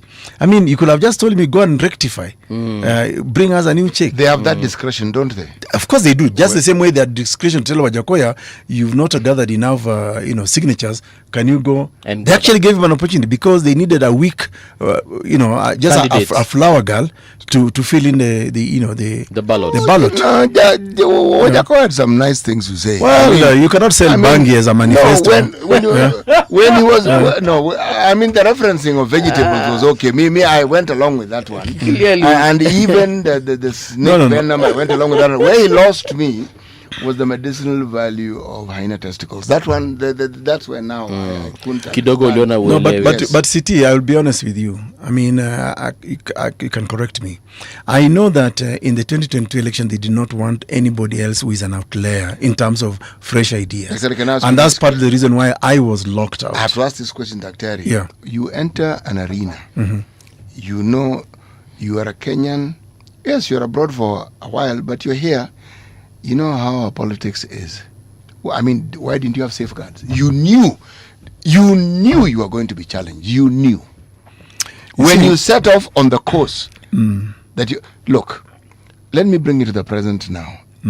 There's a discussion about the role that Uhuru is now playing in the politics of the now. But it brings to question, do we have an Uhurutu moment again? Actually, we do. And if we do, then one wouldn't be wrong if one said that we are now further entrenching the status quo. And the status quo, arguably, is why we're having this discussion. That's why we are where we are. So, City, I agree with you that, and that's why I keep on saying, these people do not want, this is the system, the way it has been entrenched. The system does not want anybody who can awaken Kenyans. That's part of the reason why I was fought so hard in the Punguza Migo. In fact, they went beyond that, just fighting Punguza Migo. They tried to take away the party from me. They even bribed members of my National Executive Council to try and kick me out. I remember, yes. To fight. And all that was just to make sure. And you see, we had many people who wanted to run with Third Way. But see, because of that msukosuko, people are now wondering, where is Third Way? Is it a part? And we had offered, for example, the youth free certificates to run. We are not interested in money for the certificate. Those are simple, easy things we can print from even our offices. So long as we give them and we wanted as many young people as possible to run, from MCA, MP, governor, and all that. Just to give them that freedom of go out there and tell your story. Now, 2019 Punguza Migo was a very big deal. It was. Yeah. In 2017, you also ran for president. Yes. And successfully. In 2022, well, whatever happened. Are you planning to do something in 27? I am planning. In fact, we had a meeting just the other day with we had an NDC for my party. We were putting in together a team of the National Executive Committee. And of course, as a party leader of Third Way Alliance Kenya, I have an obligation and duty to take the party to election. Yes. And for me, I would still do it. I'll still do it because one of the problems, and maybe to CT's questions, why are we not changing? For long, CT, majority of us, especially the so-called educated elite or the working class, have been bystanders. I am not desperate. I won't die. It won't kill me if I don't become Kenya's president. But I must add my voice on how I want this country best governed. I wish as many of us as possible can actually come out. Yeah. And I hope that we can enlighten Kenyans to look at us and critically analyze us and say, who do we actually think can actually prop this country forward? You know, I look at what Kenya Kwanza is doing through UDA. Of course, now they're trying to capture ODM in whatever ways that they're trying. By capture, I mean they're trying to have a coalition with them, and perhaps even many other like-minded parties. Then we have the United Opposition. I think now they're calling themselves the Alternative Government. Let's just call them the United Opposition and continue. Yes. So then, you know, they have that group of theirs of what Kenyans may consider tribal kingpins. Yeah. Then now we have this other group that is of Dr. Ekuru. We have the Jimmy Wanjigis who have got a different agenda, which is Maraga. There's Maraga as well. Kigame. Exactly. Why aren't we seeing that group also trying just to amalgamate votes? Well, we've been talking. We've been talking. But what you call united opposition, I think is not united. You know, one of the problems in this country for the longest time is lack of unity in opposition. That's one of the major problems we've had in this country. Yes, indeed. From 1992. Yes. Lack of unity. It took them 10 years to figure out that, look, we can only win if we unite. 10 years. Exactly. And then the other problem, of course, is that everybody believes I must be the one. You know, even sometimes, you know, I keenly listen to some of the, follow some of this rally, but I really struggle to see what is the message they have passed. Yeah. Actually, therein lies the problem. You know, we're asking our problem. I want to introduce a term. It's called cognitive dissonance. Yes. When your beliefs, your understandings, your values are constantly in conflict, it's where we are. How is thievery wrong, and yet somebody who comes from my community, his thievery is okay? Conflict. How is it that I'm a Christian who has Christian values, and yet I do not have a problem with somebody with accepting a bribe to vote in a certain way? Conflict.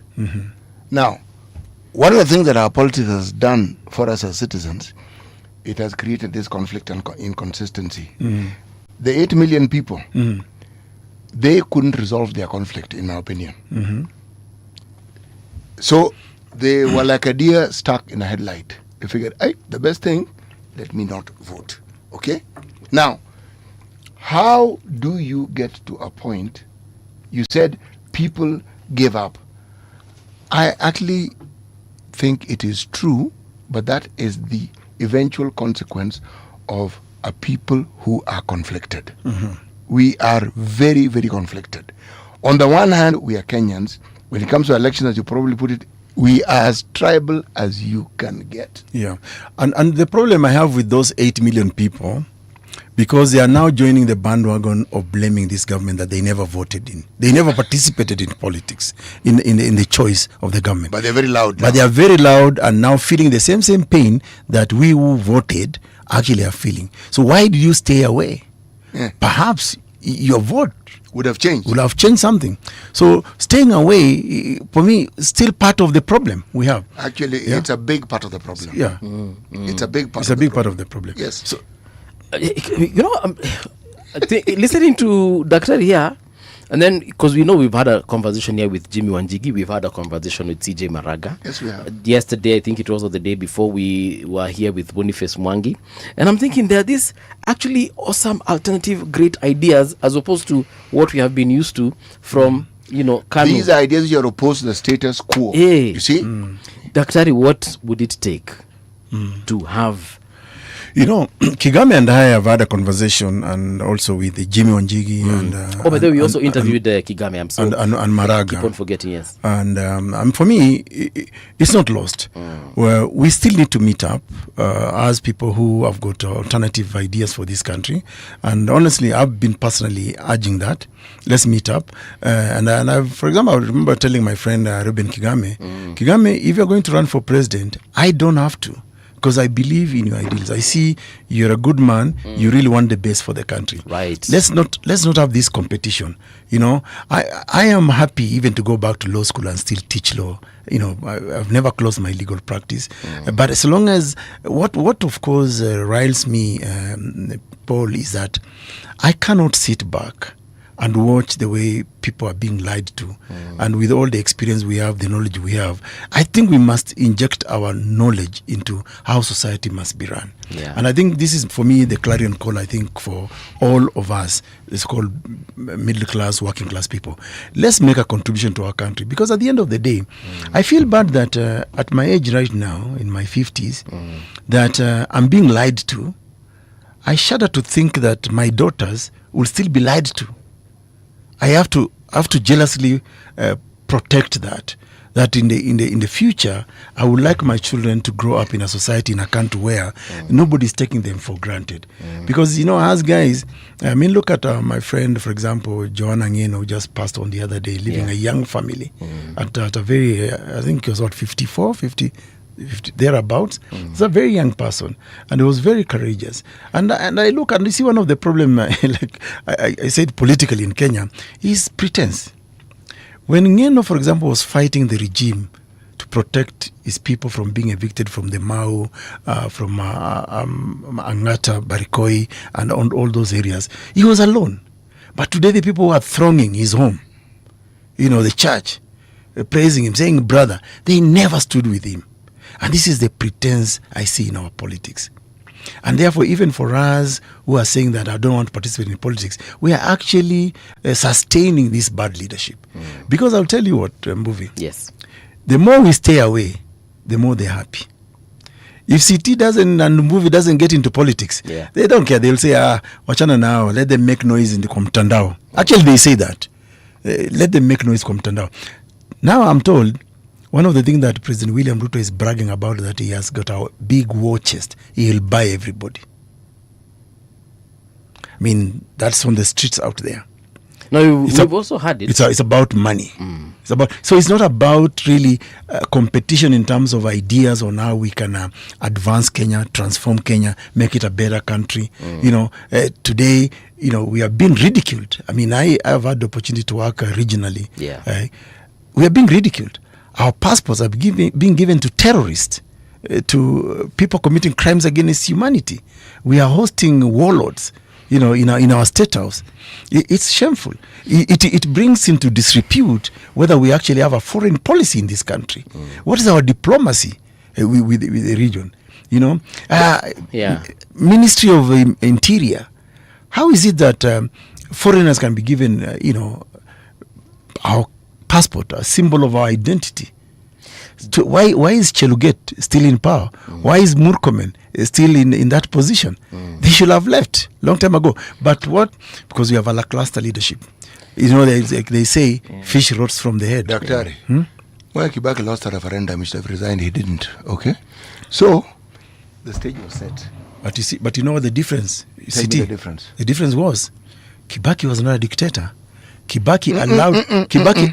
Wait, City. I participated in that referendum. In fact, I was one of the people who was educating Kenyans on that draft, the Bomas draft. I went round the country as a consultant, and let me tell you, Kibaki never tried to interfere with the referendum. He allowed people to go and vote, and even after they voted, he said, "Fine, people have decided. Come on, buy and buy." Daktari, but the problem, Kibaki was not a vindictive person. He was not. And he even allowed his ministers. He may not have been vindictive, but he had people who were thoroughly vindictive. Gentlemen. But remember, Kibaki also fired some of his closest people. Actually, he did. Is it? I can't remember. It's called Mwiraria. Mwiraria. And even Murungaru and others. He fired them. Those are very close associates of him. Daktari, you owe us 2 interviews. So what we shall do, because we need to come to an end right now for the next segment. But you owe us 2 interviews. Sasa ni wewe utaamua ile zile siku mbili unakuja. I have so many questions as far as the National Infrastructure Fund is concerned. Apparently, CS Mbadi lied to us. He confessed actually. There's an affidavit in court. Yeye mwenyewe alisema ametudanganya. Then of course the Sovereign Wealth Fund and so many other issues. Na sana hapo kwa kupunguza mzigo. I think it's time you revive that conversation. Yeah, people are asking me to revive Punguza Migo, but I'm also challenging Kenyans back. I can bring Punguza Migo anytime, even with the other more radical amendments that will help the country. But I want Kenyans to own it, because before it was saying, hii ni kitu ya Ekuru tu. But the product was good for the country, not for me. So if I can bring it.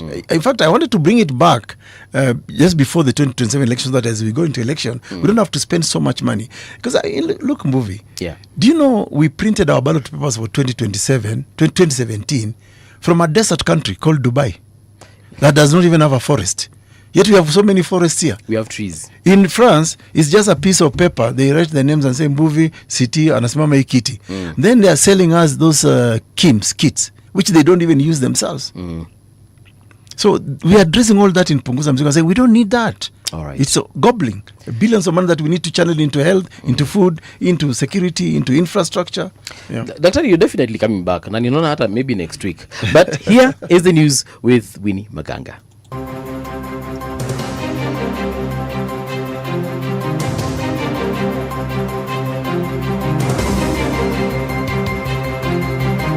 This is the Radio Generation News. Good morning, I'm Winnie Maganga. A suspected cyber criminal Albert Komen Kipkechem, also known as Jonathan Kiptum Barmasai, appeared at the Milimani Law Court on Thursday over 52 million fraud affecting a bank, a payment service provider, and a SACCO. Police say he used remote access software to hack into systems and carry out unauthorized transactions. He was arrested in Thome, Nairobi, with items linked to the crime, including cash, gadgets, fake IDs, SIM and ATM cards, and a Congolese passport. He pleaded not guilty and was remanded at Capitol Hill Police Station. The court will rule on bail on March 12, 2026. Sexual and reproductive health specialist Samuel Kimani is calling for more HPV vaccinations in Kenya, saying many people don't know how widespread the virus is because there is not enough screening. He told Radio Generation Today that HPV can spread through sex or from a mother to her baby during birth, and it can stay in the body for up to 20 years before causing cervical cancer. The issue of sex is important because HPV is sexually transmitted. Yes. How common is this transmission? It is common. It is only that with the little screening that we are doing as a country, we may not be able to actually understand or maybe be able to imagine the magnitude of this burden that we have. So that's why most of the countries, they have been pushed by the WHO to try and give this vaccination, because research that have been done elsewhere and been generalized in the third or developing countries has actually seen that this is going to be a problem if it is not addressed in the future. It will become a bigger problem than it is right now. Hustler Fund CEO Henry Tanui says the government will use borrower identification and awareness, not punishment, to recover loans. He says recoveries will be pursued for all borrowers except those who have died. Tanui added that the loans are linked to the borrower's national ID no matter what SIM card they use, making it possible to trace defaulters. He also revealed that Kenyan borrowers have failed to repay over 12.5 billion Kenya shillings borrowed from the Hustler Fund. The young people that think that they borrowed and disappeared, they can't, because the ID is your account. The loan is tied to a national ID of every individual. Whether you have several SIM cards or one, and your national ID tells us even to the location that you come from. So we don't take legal action, we don't arrest them, but we reach out in a humane way and we sell the benefits of the fund. Heavy downpours linked to the start of the March-April-May long rains have unleashed destructive flash floods across parts of Kenya, leaving 4 people dead and forcing 347 households to abandon their homes. The Kenya Meteorological Department has issued warnings of continued heavy rainfall, cautioning that more areas could be affected in the coming days. Anthony Mushiri, Emergency Response Director at the Kenya Red Cross, confirmed the fatalities and the number of displaced families during an interview on 5th March 2026. The US and Venezuela have agreed to re-establish diplomatic and consular relations The agency said in a statement that the two sides will make joint efforts to promote stability, support economic recovery, and advance political reconciliation, while their diplomatic relations have been improving since the U.S. military captured Venezuelan President Nicolas Maduro in January in a surprise raid. The announcement of the formal bilateral ties marks a hugely symbolic step. And that's the truth on Radio Generation. Good morning, I'm Winnie Maganga. The views and opinions expressed on this program are those of the guests and do not necessarily reflect the views of Radio Generation. Radio Generation assumes no responsibility or liability for the interviewee's views. This is Radio Generation. In the beginning, there was morning radio. But now there is Radio Generation's The People's Breakfast, curious and bold, getting facts from the shadows. That's what it is. Now, as the city wakes and secrets stir, a bright new voice shines. The People's Breakfast, your morning, your voice, your journey. Good morning. Good morning, my neighbor. Welcome to the home of hard truths and bold insights, Radio Generation. A very good morning to you and welcome back to Radio Generation. The time right now is 9 minutes past 9 o'clock. My name is Mungala Mbuvi. This is the People's Breakfast on 88.8 FM in Nairobi, 90.7 in Mombasa and 89.5 in Garissa. But you can also find us on www.radiogeneration.co.ke. Big shout out to the following folks. I will not read your comments, but I will definitely, give you a shout out. First, Royals, Lydia Cherono, and then we have John Keep, John Guge, Caroline Martins, Msemo Kweli, habari yako, Kate Sevai, how are you doing? Christina as well, Margaret Wanjiro, Boaz Waruku, tuko nayo Perceptronium, Peter Otieno, The Real SC, Mohamed Murunga, Hezron Juma, Jacob Kola, Elena Ndenya, and Kekaja Kawawawa. So much. It's a long name, break it. First 4 letters, then go to the next 4 letters, break it up. Kajsewa Deliveries. I'm sorry. Sometimes my Kamba DNA kicks in when I need to pronounce certain names. Paul, why are you minimizing it? Sometimes your Kamba DNA kicks in, sometimes. Okay, it's in, full throttle 24/7. But kuna wakati inaongeza turbo. Meaning like now it's muted. Then we have Eric Ogor. Good morning, ladies and gentlemen. Thank you for joining us. In this particular hour, we want to have a conversation around devices, the devices we operate. And then, of course, we do have someone who actually works with the company that provides some of these particular devices. I'm talking about technical support at Samsung Electronics in East Africa. That is David Mwangi. David Mwangi, good morning and welcome to Radio Generation. Good morning. Thank you for welcoming me. Karibu sana. Asante. Before tuanze nilikuwa nakuuliza kama umeniletea Samsung S26, I think it is. Yes. Right. Umekam nayo? Niko nayo. Nitaenda nayo after show Tutaongea after show. Nitabai yangu sawa. Nitanunua. People think you want to start thinking that I'm related to you because we work here.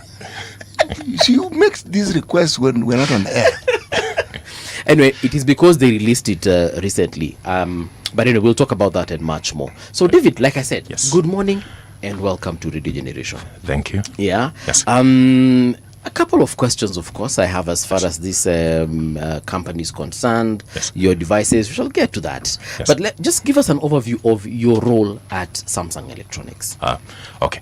My name is David Mwangi Getonga. I'm the mobile technical support manager at Samsung. My role entails training of our technicians at our service centers, that is on repairs, the hardware, the software part, and also the dealers. So my role is mostly on technical knowledge, impacting technical knowledge to our technicians and engineers. Yeah. Yes. All right. Good stuff. And also right now, we're dealing with a lot of AI. Yes. And it has infiltrated basically every part of our lives, from our education to medical and healthcare. Right now, AI is literally even being used to drive vehicles. I don't know, how often do you use AI yourself? I think Every second. Really? Yes. Yeah? Because especially when it comes to our phones, to our Samsung phones, AI is now the main thing on the phone. Yeah. So when you're using the phone, whether you're texting someone, you're maybe editing pictures, AI is a companion. Yes, it's like a personal assistant to us. Yeah. Actually, right now, I know of people who have got multiple AI systems on their phones. So someone is using, ChatGPT. They're using Gemini from Google. Someone else is using, I don't know which other open AI. Someone else is using, China inaitwa DeepSeek, and having all this, sitimo unacheka, sitimo natumianga gani wewe? Natumia nini? AI. Which AI tool do you use the most? What? Artificial intelligence. Yes, I know what artificial. Yeah, which one do you use the most? I'm not sure. Okay, Yes. which one? I use two. Which one and which one? There's DeepSeek. And then there's another one which I don't use it that frequently. That's why I've forgotten what it's called. But there are two. Yes. All right. Okay. But yeah. Why aren't you asking what I use it for? It could be for. Why are you telling me what I use it for? So you ask me. I know part of it you check about arthritis, but tell us what do you use AI for, City? Please continue. S26. Yes. That is a Samsung Galaxy S26. Your latest gadget, as far as phone factors are concerned, is now AI rich. Yes. Maybe you can give us an overview about this particular phone. Okay. I think I would start with the hardware part, the exterior of the device. The device is, the shape is rounded, aluminium device, aluminium material. It's thinner than our previous device. It's also lighter. So when you're holding it in your hand, when it's in your pocket, it's lighter.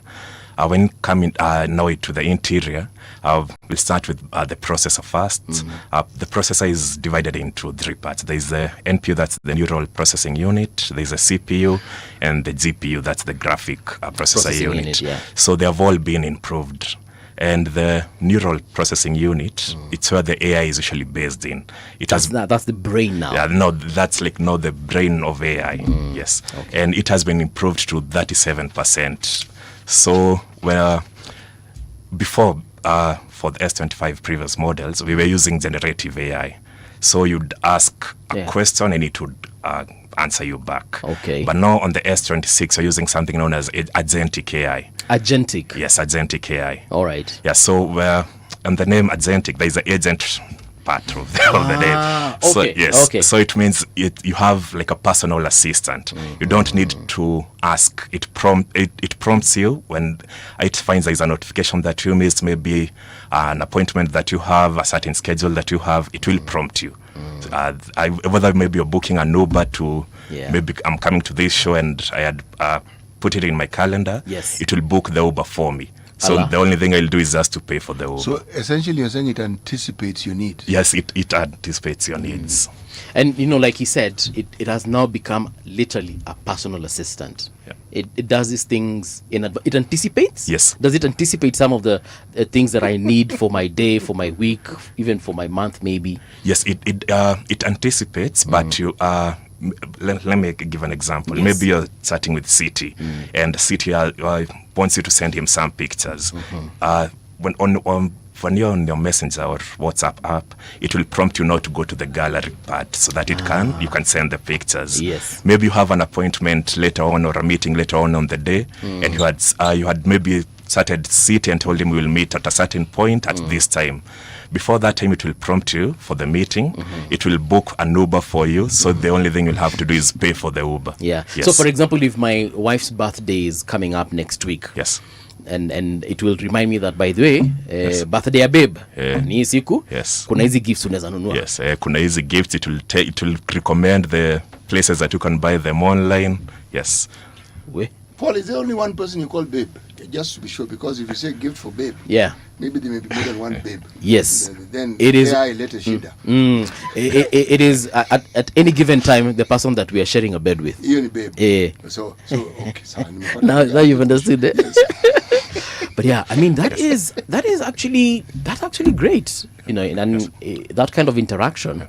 But now I'm also worried the ease of use of that AI, and I'm worried about the ease of use, because there's some folks who would struggle with AI. Our parents, for example, who kutumia hata computer kitambo ilikuwa shida. How easy is this technology for them? It's extremely easy, because what you just need to do, maybe I'll give an example of the photo assist that is on the phone. Maybe you want to edit the photo. Yeah. Maybe unataka kuweka dreadlocks on city. You'll just type a sentence that that put dreadlocks on this picture. Yes. It will just edit automatically. It also detects your voice.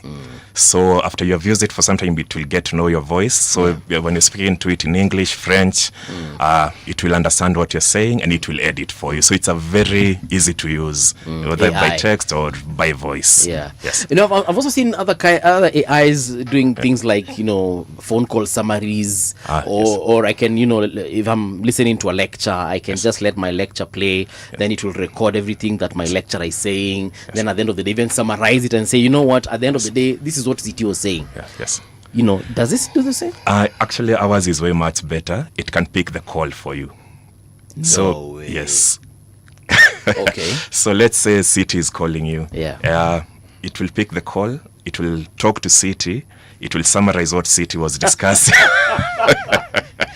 And it will share the brief with you. Also, especially here in Kenya. Wait, what do you mean it will talk to CT? It will talk to him in English, to CT. But CT will know he's talking to an AI. Yes, he will know that he's talking to He won't start telling this AI things that he should have told me maybe in private. No. Okay, yes, okay. He will know that Okay. it's an AI. All right. Also, the biggest benefit now for the calls is in Kenya, we usually have a lot of scammers that are calling you maybe from a prison cell somewhere. On such a call, the phone detects that this is a suspicious call. It will pick the call for you. If it on the call, if it learns that this is a suspicious call or this is a scam, it will cut off the call. It will communicate to you that this was a scam, and it will block this number for you. So it will do every step for you. So basically, I don't have to do anything. You have to buy the phone. You just need to buy the phone. Now, after I have bought it. Thank you. So you have to be clear, because when you say it doesn't buy itself. So, okay, now, for example, now, I like that part where it actually picks the call for me, has a conversation with this person on the other end, and then summarizes it for me, maybe in a sentence or paragraph. How will it determine the calls to do that too? Or do I have, like, if I see it's CT who's calling and I'm like, don't get a CT badai. Is that the point I prompt it? Yes. Or will it just automatically, after maybe 4 rings, it will realize, okay, Mbuvi is not available to pick this call. Let me just do it for him. So it's all in the settings. So you can set it, maybe you're busy, like right now, it will pick the call for you. Then later on, it will communicate back to you. Okay. Then maybe also on settings, if you have missed a number of calls, similar thing, it will pick the call, summarize, but you have to switch it on under the Galaxy AI settings. Yes. Because there are times I miss some very important calls, client calls, calls from family members, because maybe I was in the shower or I was driving, my phone was on silent like right now, and I'm unable to answer those calls. And some of these are actually missed opportunities, because now if a client calls and I'm unavailable, they'll call the next best person. That's true. So this is actually something great. That's true. But you've said it will do this in English. Yes, it will do it. Right now we have 17 languages, but the most common language in Kenya is usually English and some French speakers across East Africa countries. So those are the main languages at the moment. It doesn't know Swahili? No, currently no Kiswahili, but on Samsung browser, maybe you're reading an article in English and you want to translate, you want it to be summarized or translated into Kiswahili. It will do that for you. It will even put it in bullet points so that it will be easier for you to read it at your free time. So what you're saying, in essence, is this AI actually studies you and your habits. Yes. I've also seen it has got this circle and search feature.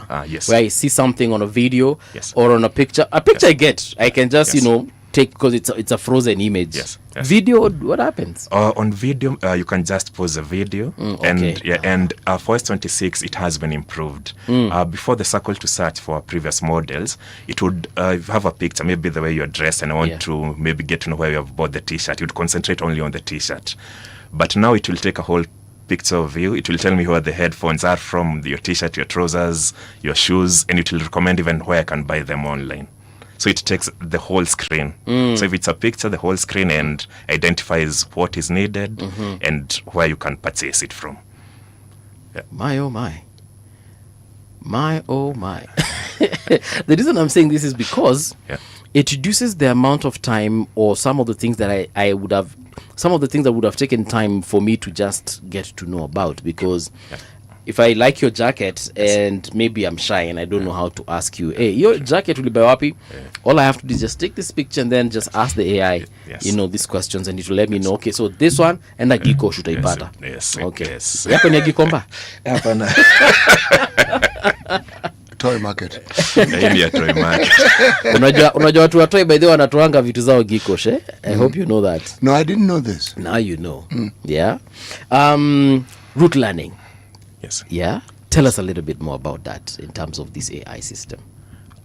Root learning. All right. So, the device will obviously learn your, will learn a lot about you. Yes. It will understand your routine, and then over time, it will learn what you do. Yes. So, how long will that take? That routine learning. How long will it take for it to understand this is what movie does, and at this time, and then now intuitively just get into that system? Does it take a week? Does it take a month? Okay. So when you're setting up your phone, you usually set up your Gmail account and your Samsung account, so it already has your previous history. So it starts learning immediately. Yes. So anything that was previous, maybe on your calendar, on your Google Calendar, on your Samsung account, it will learn from that. Then it will now start picking your habits immediately, and it will start prompting you immediately. Yes. So even if it's notifications from your phone that you have missed, maybe let's say you are busy the whole of today. Yes. Then tomorrow morning, it will show you any notifications that you missed, any emails, any missed calls, and it will give you a 24-hour brief of what happened during the previous day. 24-hour brief? Yes, 24-hour brief. Yes, of anything that you might have missed, or that you need to act on. Or maybe you have a meeting on that day. It will remind you, it will tell you where it is. And as I had said previously, if you need to take an Uber, it will recommend an Uber for you, it will book the Uber for you, and you'll just need to pay for the Uber. Yeah. Yes. And sometimes I could be listening to a song and I am really wondering who sang that song. I need the lyrics to sing along to this particular song. Yes. Previously, I would download programs for that. Do I also need to do that with this? No, you don't need to do that. As the AI itself, when you ask, maybe you type in some of the lyrics, it will tell you which song this was, the singer of the song, the album, the year that this song was produced. It will give you all the details. Yeah, so even I'm in a matatu, I can just start singing along regardless of who is next to me. Yes. And also, if you're in a matatu and there's a song playing, you want to know the song, the AI can't record the song, and it will tell you who the singer of the song is, the artist of the song is. The device obviously is quite expensive. How will I take care of it once it's damaged? Because one of the biggest damages we usually get is damage to the chassis, damage to the screen, sometimes the camera. That's true. So for our devices, we usually have service centers across East Africa and across Kenya. We have a number of service centers. So if your phone has an issue, you just need to walk into one of our service centers, and they'll repair for you for free, as long as it's a manufacturing defect. Yes. Then there's something else known as Samsung Care Plus. So once you buy our phone, within 30 days, you can register for Samsung Care Plus. Samsung Care Plus protects your screen. If your screen falls and breaks, you'll just pay a small insurance fee, and your screen will be repaired for free.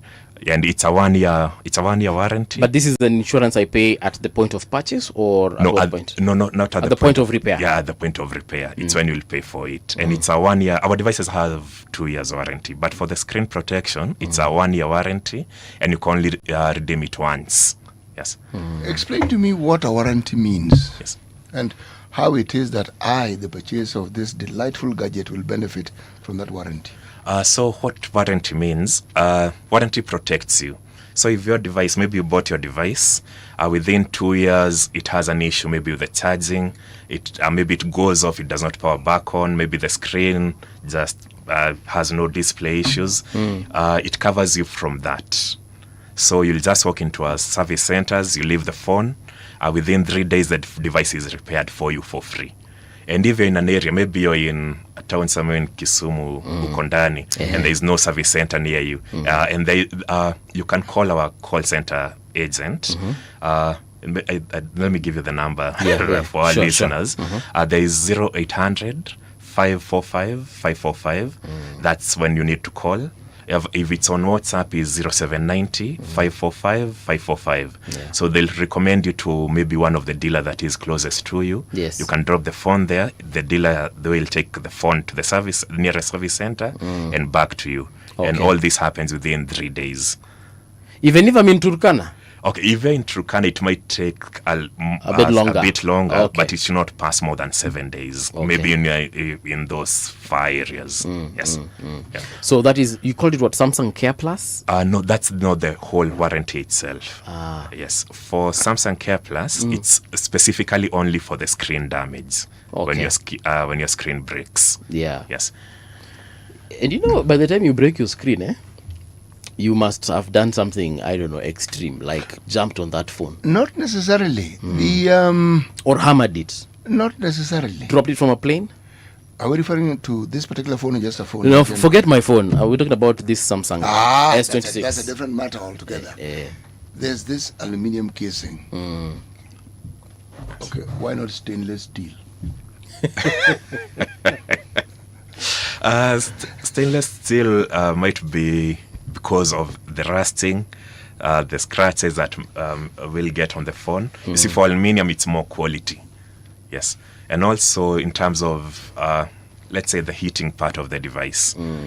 For stainless steel, if the device has any heating issue, it will affect you more than on the aluminium. But yes, steel is a good conductor of heat, yes. Screen, we're still on this issue of the screen. Yeah. There are these, when you talk about a phone falling down accidentally, yes, then it brings to mind the issue of protection. Yes. What does this phone come with that would limit the damage that would happen if, say, somebody accidentally knocks my hand, the phone falls down? Yes. So our screens, especially for the S series, they're usually Gorilla Victor's screens. So What? Gorilla Victor's Victor's screen. 1 or 2? This is Victor's, is it 3? Okay. Yes. You know, you guys are talking a language I don't understand. Oh, sorry, City. Okay, in layman's language, who is it's Victor? the Victors. Victors. Okay. So it's the strength of the screen to make it less. The damage will be less. Okay. So it it's really difficult to damage, basically. Yes. So long as you don't throw it against a wall. That's why I've said by the time you're breaking that screen, you have done some proper, like you were intentional about it. Okay. So, but accidental droppings, it should be protected against such. Okay. Now, there are these things we buy for the phones, like this thing that I have on my phone. Okay. So, are we saying that it is not necessary when you buy this particular phone? Or do you people have an array of auxiliary products that now accompany the phone? We do have protective covers that are sold at our dealer shops. Yes. But it is necessary to protect the phone. But if you're not someone that keeps maybe dropping the phone or it's better just to have it the way it is. Yes. Yeah. You know, it's not that you keep dropping the phone. It's for the same reason that you have insurance. It's not as though you're waiting to have an accident. Yes. You, in the event that it happens, you're protected. You're protected. Yeah. Okay, now I have to ask this question because this one is in my mind. Is it waterproof? Yes, it is water. No, it is water resistant. Yes, there is a difference between waterproof and water resistant. Yes. So our devices are IP68 rated. Yes. So you know, you two must stop talking these languages I don't understand. IP68 is IP68 water and dust resist. You know what? resistant. Explain to this old man. So what? So what IP68 means? It's water and dust resistant. So it's measured. There's a grade the way it's measured. For water, it's 1 to 8. For dust, is 1 to 6. So when it's IP68, it means it's at the best optimum part of water resistant. So you can swim with the device up to 30 minutes for 1.5 meters deep. Yes, without the device getting damaged. Yeah, and also against things such as splashes, water jets, and so on. Yes. Yeah. Yes. So that means if you're in the rain, uko tu sawa. Well, you've already bought this gadget, have you? No. But I know about the ratings at the very least. You do? Yeah. So that phone of yours is a Samsung? No, it's not, and it's definitely not IP68. So this hii ikiingia kwa maji ni hivyo, si amtanipigia simu until ninunue ingine. Yeah. Which brings me to this question we must ask. Yes. In terms of Kenyan shillings. Yes. This is one of those questions you ask with gestures. Yeah, you don't you just move your head in one direction. It's definitely a premium device. It's a premium device. Yes, there's no two ways about it. Yeah. Yes. No, premium device means what exactly? Like it's really expensive. No. There's nothing like really expensive. Really expensive compared to what? Let me tell you the current retail price, if I can just do a quick search here on the interwebs, yeah? It is the S26. Are we talking about the Ultra? Ultra, yes. Ultra, yeah? Yes. In Kenya, it's going for about 1,300 USD. So Kenyan money, that would be approximately 160 Gs, thereabout. Okay. So it's not that expensive. No, it's not actually. Yes. Yes. That's why I said compared to what, because there's some phones you actually think you're putting a deposit on a house. Yeah. So it's true. But again, actually, still on the IP68 rating. So that means if I take it for repair in case of some damage, yes, then you replace the screen. Yes. Will the IP68 rating change now that it has been opened up? No, the IP68 even after repair remains constant because what happens at our service centers, we usually have tapes known as repair kits that are used now to protect the phone. So when the phone is being reassembled back, that's what we use now to ensure that the device will come back to the customer as IP68 still. So if you're visiting our authorized service centers, you're 100% sure that the device will come back as IP68. Yeah, because the reason I'm asking is because a couple of years ago, I had an IP68 device. Yes. It got damaged, so we had to replace the screen.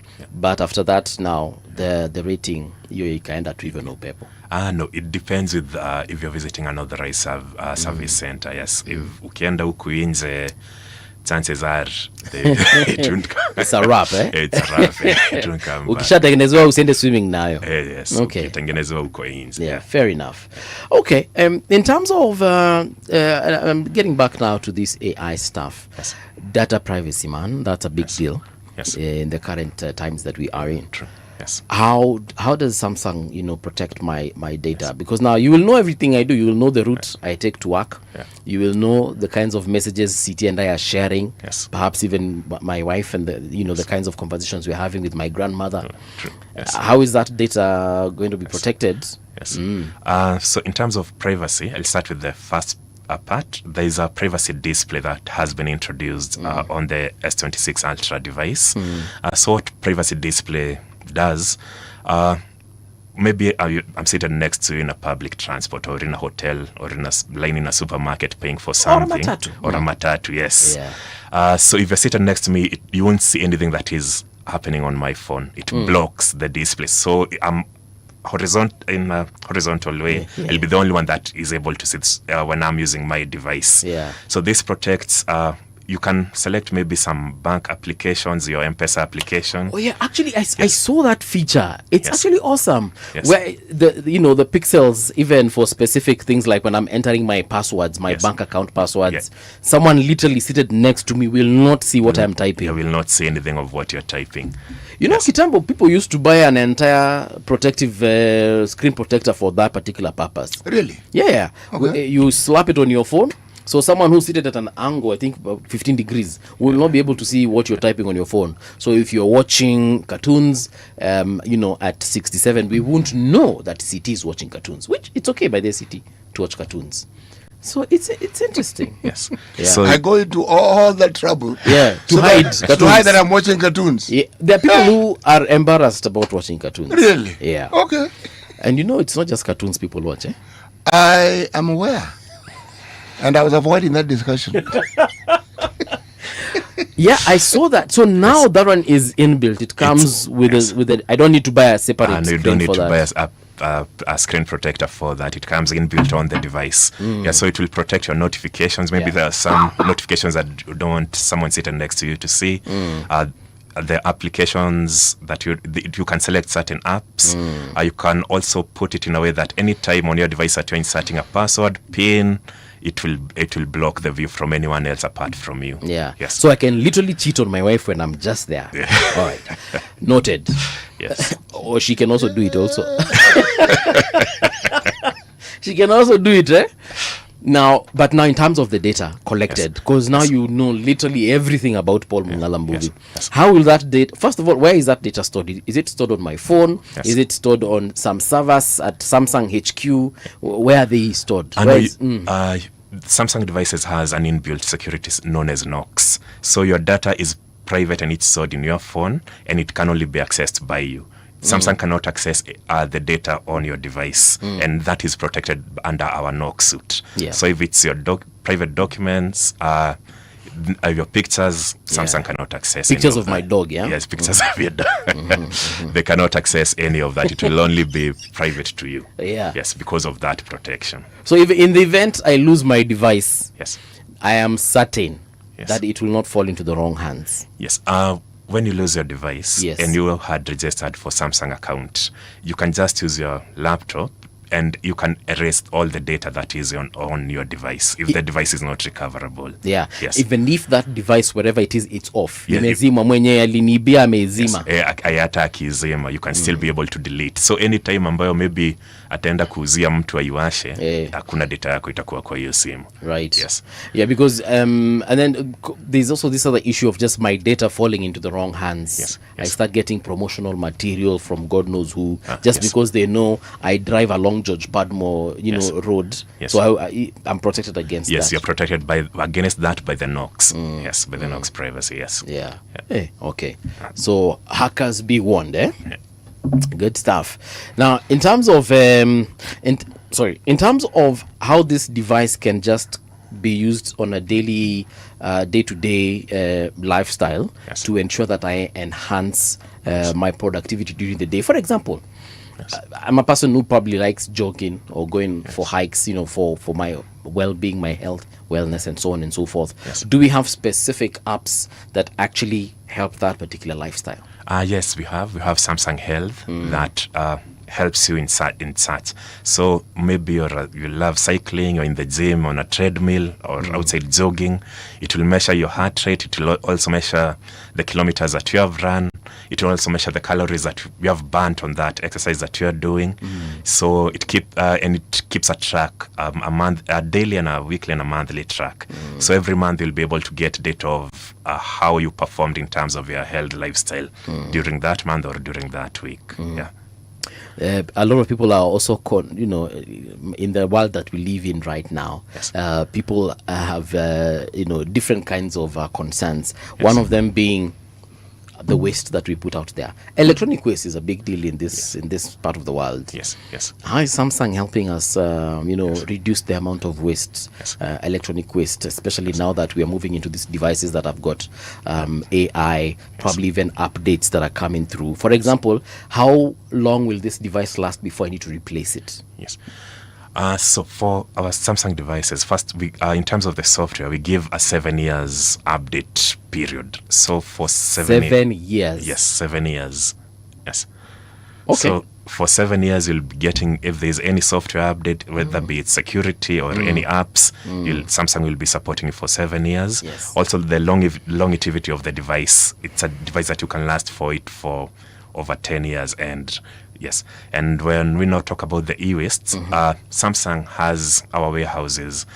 For the used parts, they're collected, and we work with e-waste companies that now are able now to recycle or what do you call, dispose of the electronic waste. Yes. Yeah, because that's been a big deal. I was actually telling City sometime last week that I have a lot of gadgets that I no longer use. Yes. Old phones that zilikufa, chargers, cables, and I do not know where I'll take those things. Samsung usually last year we had a program where we were asking our customers that have maybe these old devices, be it TVs, phones, even if they're not Samsung.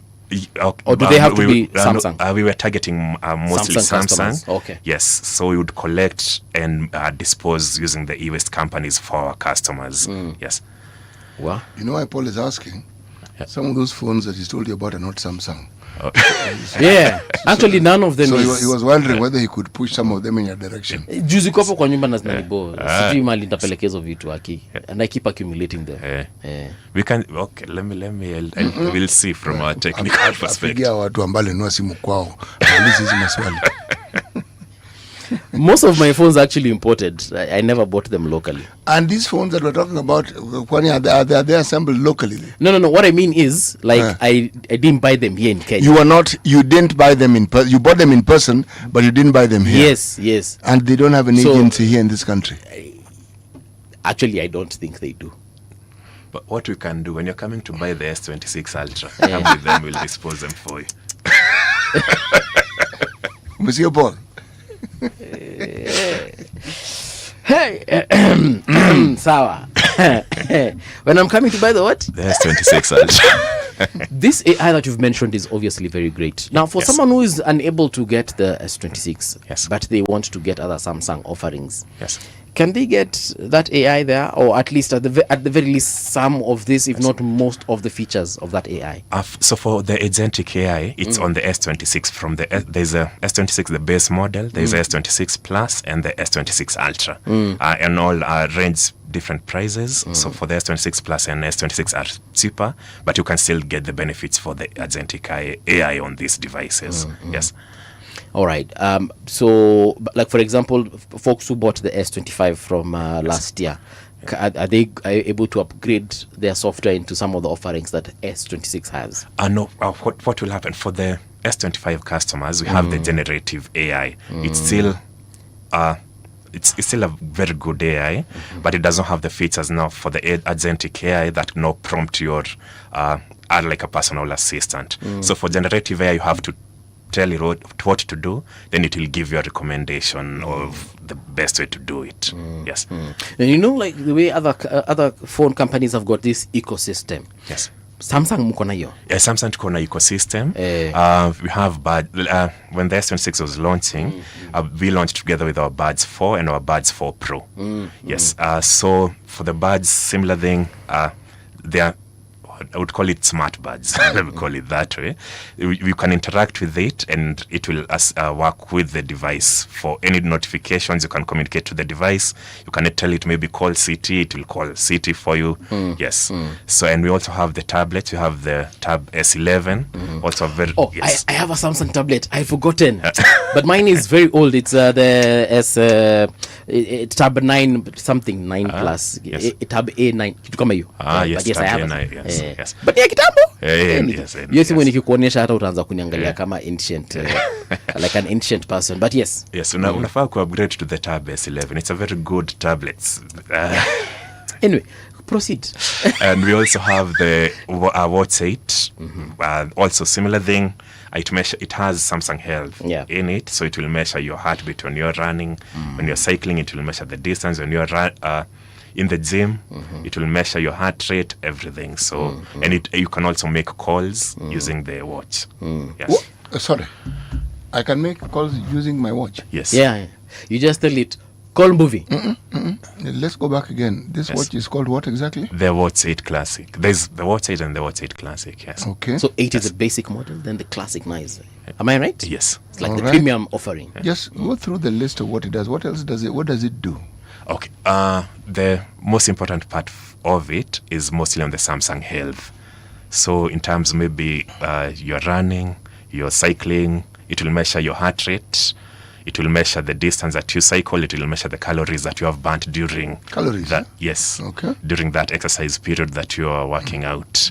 And also, as we mentioned, if you want to make a call to someone, maybe you are running and you want to make to move your call, you just tell it to call, and we're now talking about the phone, the watch. Watch, yes. So the watch is also a phone.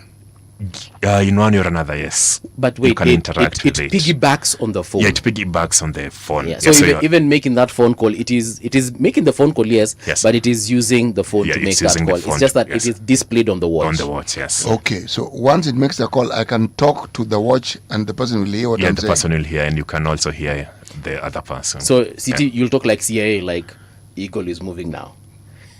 Yeah. And I'm sorry, I can't help it. Okay, this walkie-talkie watch. It's not a walkie-talkie, but yes, please. How much does it cost? The watches range from 40,000 to around 60,000, depending on the watch that you are purchasing. And does it have a warranty? Yes, it has a 1-year warranty, 12 months warranty. Okay. Yes. Is it also water resistant? It's not IP68, but we have the watch Ultra, like the one I'm wearing right now. This is military grade. Yeah. So for this one, it's IP68. You can go swimming with it. You can do a lot of activities. I can shower with it. You can shower with it. You can do a lot of activities with it. Yeah. Wait, the Watch 8 Classic isn't? I can't swim with it? You can. Oh, sorry. Yes, you can swim with it. Yes, you can swim with it. Also, you can shower with it. Any splashes, it will protect you from it. Swims a lot. That's why he's asking these questions. Yeah. Tell us about the nudge. Is it nudge now or now nudge? Now nudge. Yes. Now nudge. What is now nudge? So for now nudge, what happens? It recommends to you. Maybe let me give an example. You're chatting with CT, and you're telling him, let's meet us at a certain place. It will learn that you want to maybe go to a certain place, so it will pop up bring the maps or an Uber app, and it will recommend to you. It will book the trip for you, and so what you'll just need to do is pay for the trip. Okay. Maybe you're booking an appointment for your calendar. So maybe you're chatting someone and telling you, let's meet on a certain date. The calendar will pop up and it will book or schedule that appointment for you. Okay. Yes. All right. You had actually mentioned that then earlier on. Yes. In terms of, AI is heading in Ndambio sana, and where we've gotten, we even have these smart glasses that have got this augmented reality. But Samsung had this VR kit, VR glasses. Are they still there? Yes, it has improved. They have improved across the years. I don't get to hear about them. Yeah, they're not sold in our region, in this market. Yes. Why? I'm now disappointed. I had them, and then I gave them to my nephew. But I had them, so now I thought we'd get new and improved versions in this market. Not yet, but outside our region, there is a Galaxy VR that is. It has improved. The technology for it has improved a lot. Yes, but we're currently not selling it in our market. Yeah. So as I was saying, tech and AI, to be specific, has really evolved, and because now look, we have a phone booking for me a taxi, booking for me a reservation at a restaurant, picking phone calls on my behalf. Yes. Where is the future of this thing, Bana? Because I'm now seeing us getting to a point whereby I don't even need to leave the house. I can literally work from home because AI comes here, meets CT, sits with CT, and probably even CT's AI, and then they do this show. And then I just wait for a salary at the end of the month. Actually, that's where AI is growing to, because currently we have even fridges that are smart fridges. Yes, and maybe you're running out of milk, it will notify you that your milk is running out. Actually, you're right. I think I saw a Samsung fridge literally telling you that these are the items you've used, and this is what is missing from your fridge now. Maziwa, cheese. Can we make an order? Then you just press kidogo kidogo, delivery inafika kwa nyumba. Fridge. Yes. Bwana fridge na kuingia kuchukua chakula na kutoka. Even for washing machines, we have smart washing machines. maybe you're in the office right now and you have your house manager at home. You can just tell them, connect the washing machine, put in clothes, and you can set up the washing machine. Maybe you want to set it up maybe to wash for 15 minutes. Maybe it's washing bed sheets or certain linens. You can set it from your office and it will wash. Once it's done, it will send you a notification that it's done. Yes, so these days everything is going into the AI world. And you know, I'm asking this because it's getting scary. I don't know if you've watched. There's a program called Black Mirror. Yes. That thing, but people are even dating in the interwebs in the, what are they called, in this augmented reality, and they just never get to meet. So I'm kind of excited in one way because, like I said, AI can come do this work for me. I just wait for the salary at the end of the month. But what does that mean for my health? That means, I become more sedentary, and then more lifestyle diseases. We're talking about diabetes, cancer, Parkinson's, and God knows what else. Yeah, but also the good thing about AI, it will still also recommend you to live a healthy lifestyle if you want. Yes. So as it is here working, me, I'm out there jogging. But yes, maybe one day in the future you'll reach to that point. But currently, it works as a personal assistant for you. So even if you're there working, it's just like an assistant that is helping to make your work easier and faster and quicker and better. Yeah, we need to have a conversation around regulation as well. Because at the rate at which it's evolving, I don't think we even have enough time to legislate before the next evolution takes place. You think you are now doing legislation just to ensure that AI doesn't leak your data kidogo. You're now talking about AI literally flying planes. It's evolving really fast. I don't know if that is a concern that Samsung is probably looking at, so that even before we get to have legislation around AI, we as developers of AI are already doing that for ourselves. Yes, that's something that Samsung puts it as a concern, and that's why you have suits like the NOC suit to protect the customer's data and the customer's privacy, so that your data does not leak outside there. Also, there's government regulations that protect customer data from leaking. So especially for Samsung devices, we're always sure that your data cannot be leaked outside there. Even when you're using our AIs, that be the Bixby AI, you're sure that no one will get to know. Even Samsung itself cannot access your phone, cannot get the data that is in your phone. I don't know if you're aware, sometime last year towards the end of 2025, there's someone actually who committed suicide, and by the time he was doing this, he was having a conversation with AI, and AI literally encouraged him to take his own life because it was cheering him on. He was having a chat with it. Hey manze, Joe, it's tough, manze. I feel like I need to off myself. And the AI was like, you know it's tough. Inflation, the economy is doing this. Women are living in. As a matter of fact, exit. And the guy actually killed himself. But it happened in the States. But you see, that is the kind of future I'm afraid of. And because I have children, I'm afraid of them living that life. So if we're gonna create these AIs, these are some of the things we need to think about, so that we do not have you today and then tomorrow we don't, just because you had a conversation with AI. If you have that conversation with me, I'll definitely discourage you from killing yourself. You know what I mean? So umesema Samsung mnazingatia haya mambo. Samsung tunazingatia kabisa. Hiyo ni top priority to Samsung. The way we protect, even if there's a child using. I don't know whether if you're setting up a device, Samsung device, there's always an option to choose that this device is being used by a child or an adult. So Samsung, in terms of protecting people, that's our top priority. So even when you're using our Bixby AI, there's no possibility that it can recommend you to now, if maybe you have suicidal thoughts, it won't recommend you for such. It will actually even guide you to get counseling, and it will recommend you to the nearest counselor that you can get. All right, good stuff. What are we looking forward to now as we come to a conclusion? Because clearly so much has been done. Every time I feel like tumefika mwisho, something new comes up. What are we looking forward to? Currently, I think let me first talk about the S26 in terms of even the cameras, the camera quality. We are looking at a 200 megapixel camera that has an aperture of 1.4. So wait, which phone? The S26 Ultra. Okay, so 200 megapixels. Yeah, 200 megapixel camera. So in terms of zooming, and it's 100 times zoom, so you can zoom from here up to the next building. Yeah.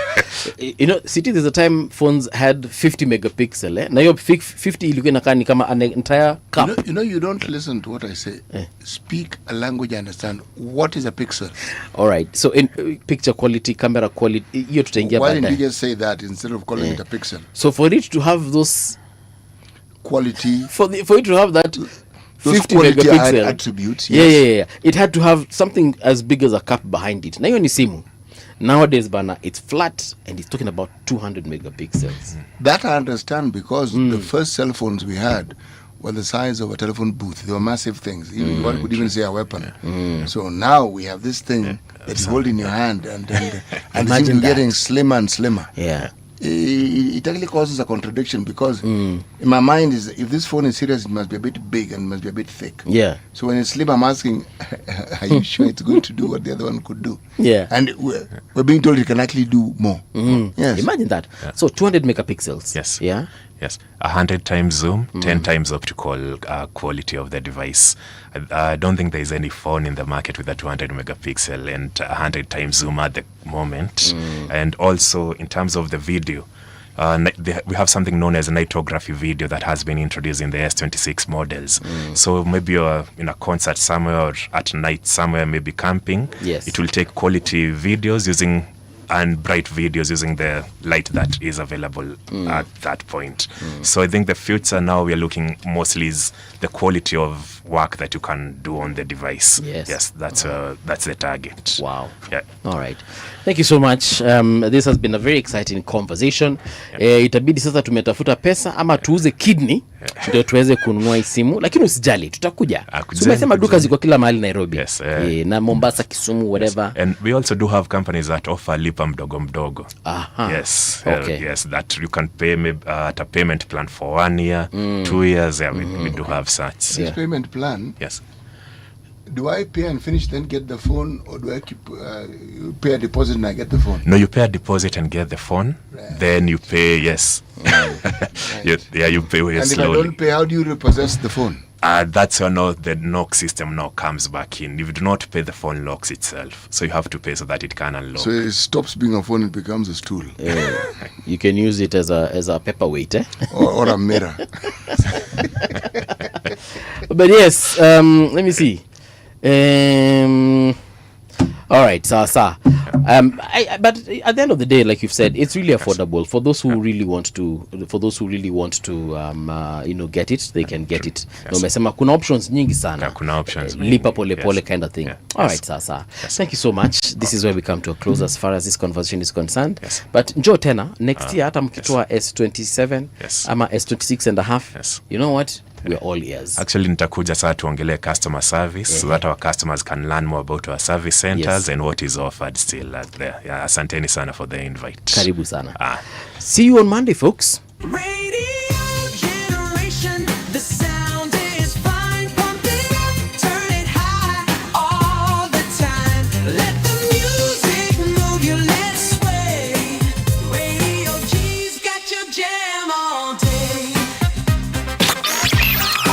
Radio Generation, the home of urban soul.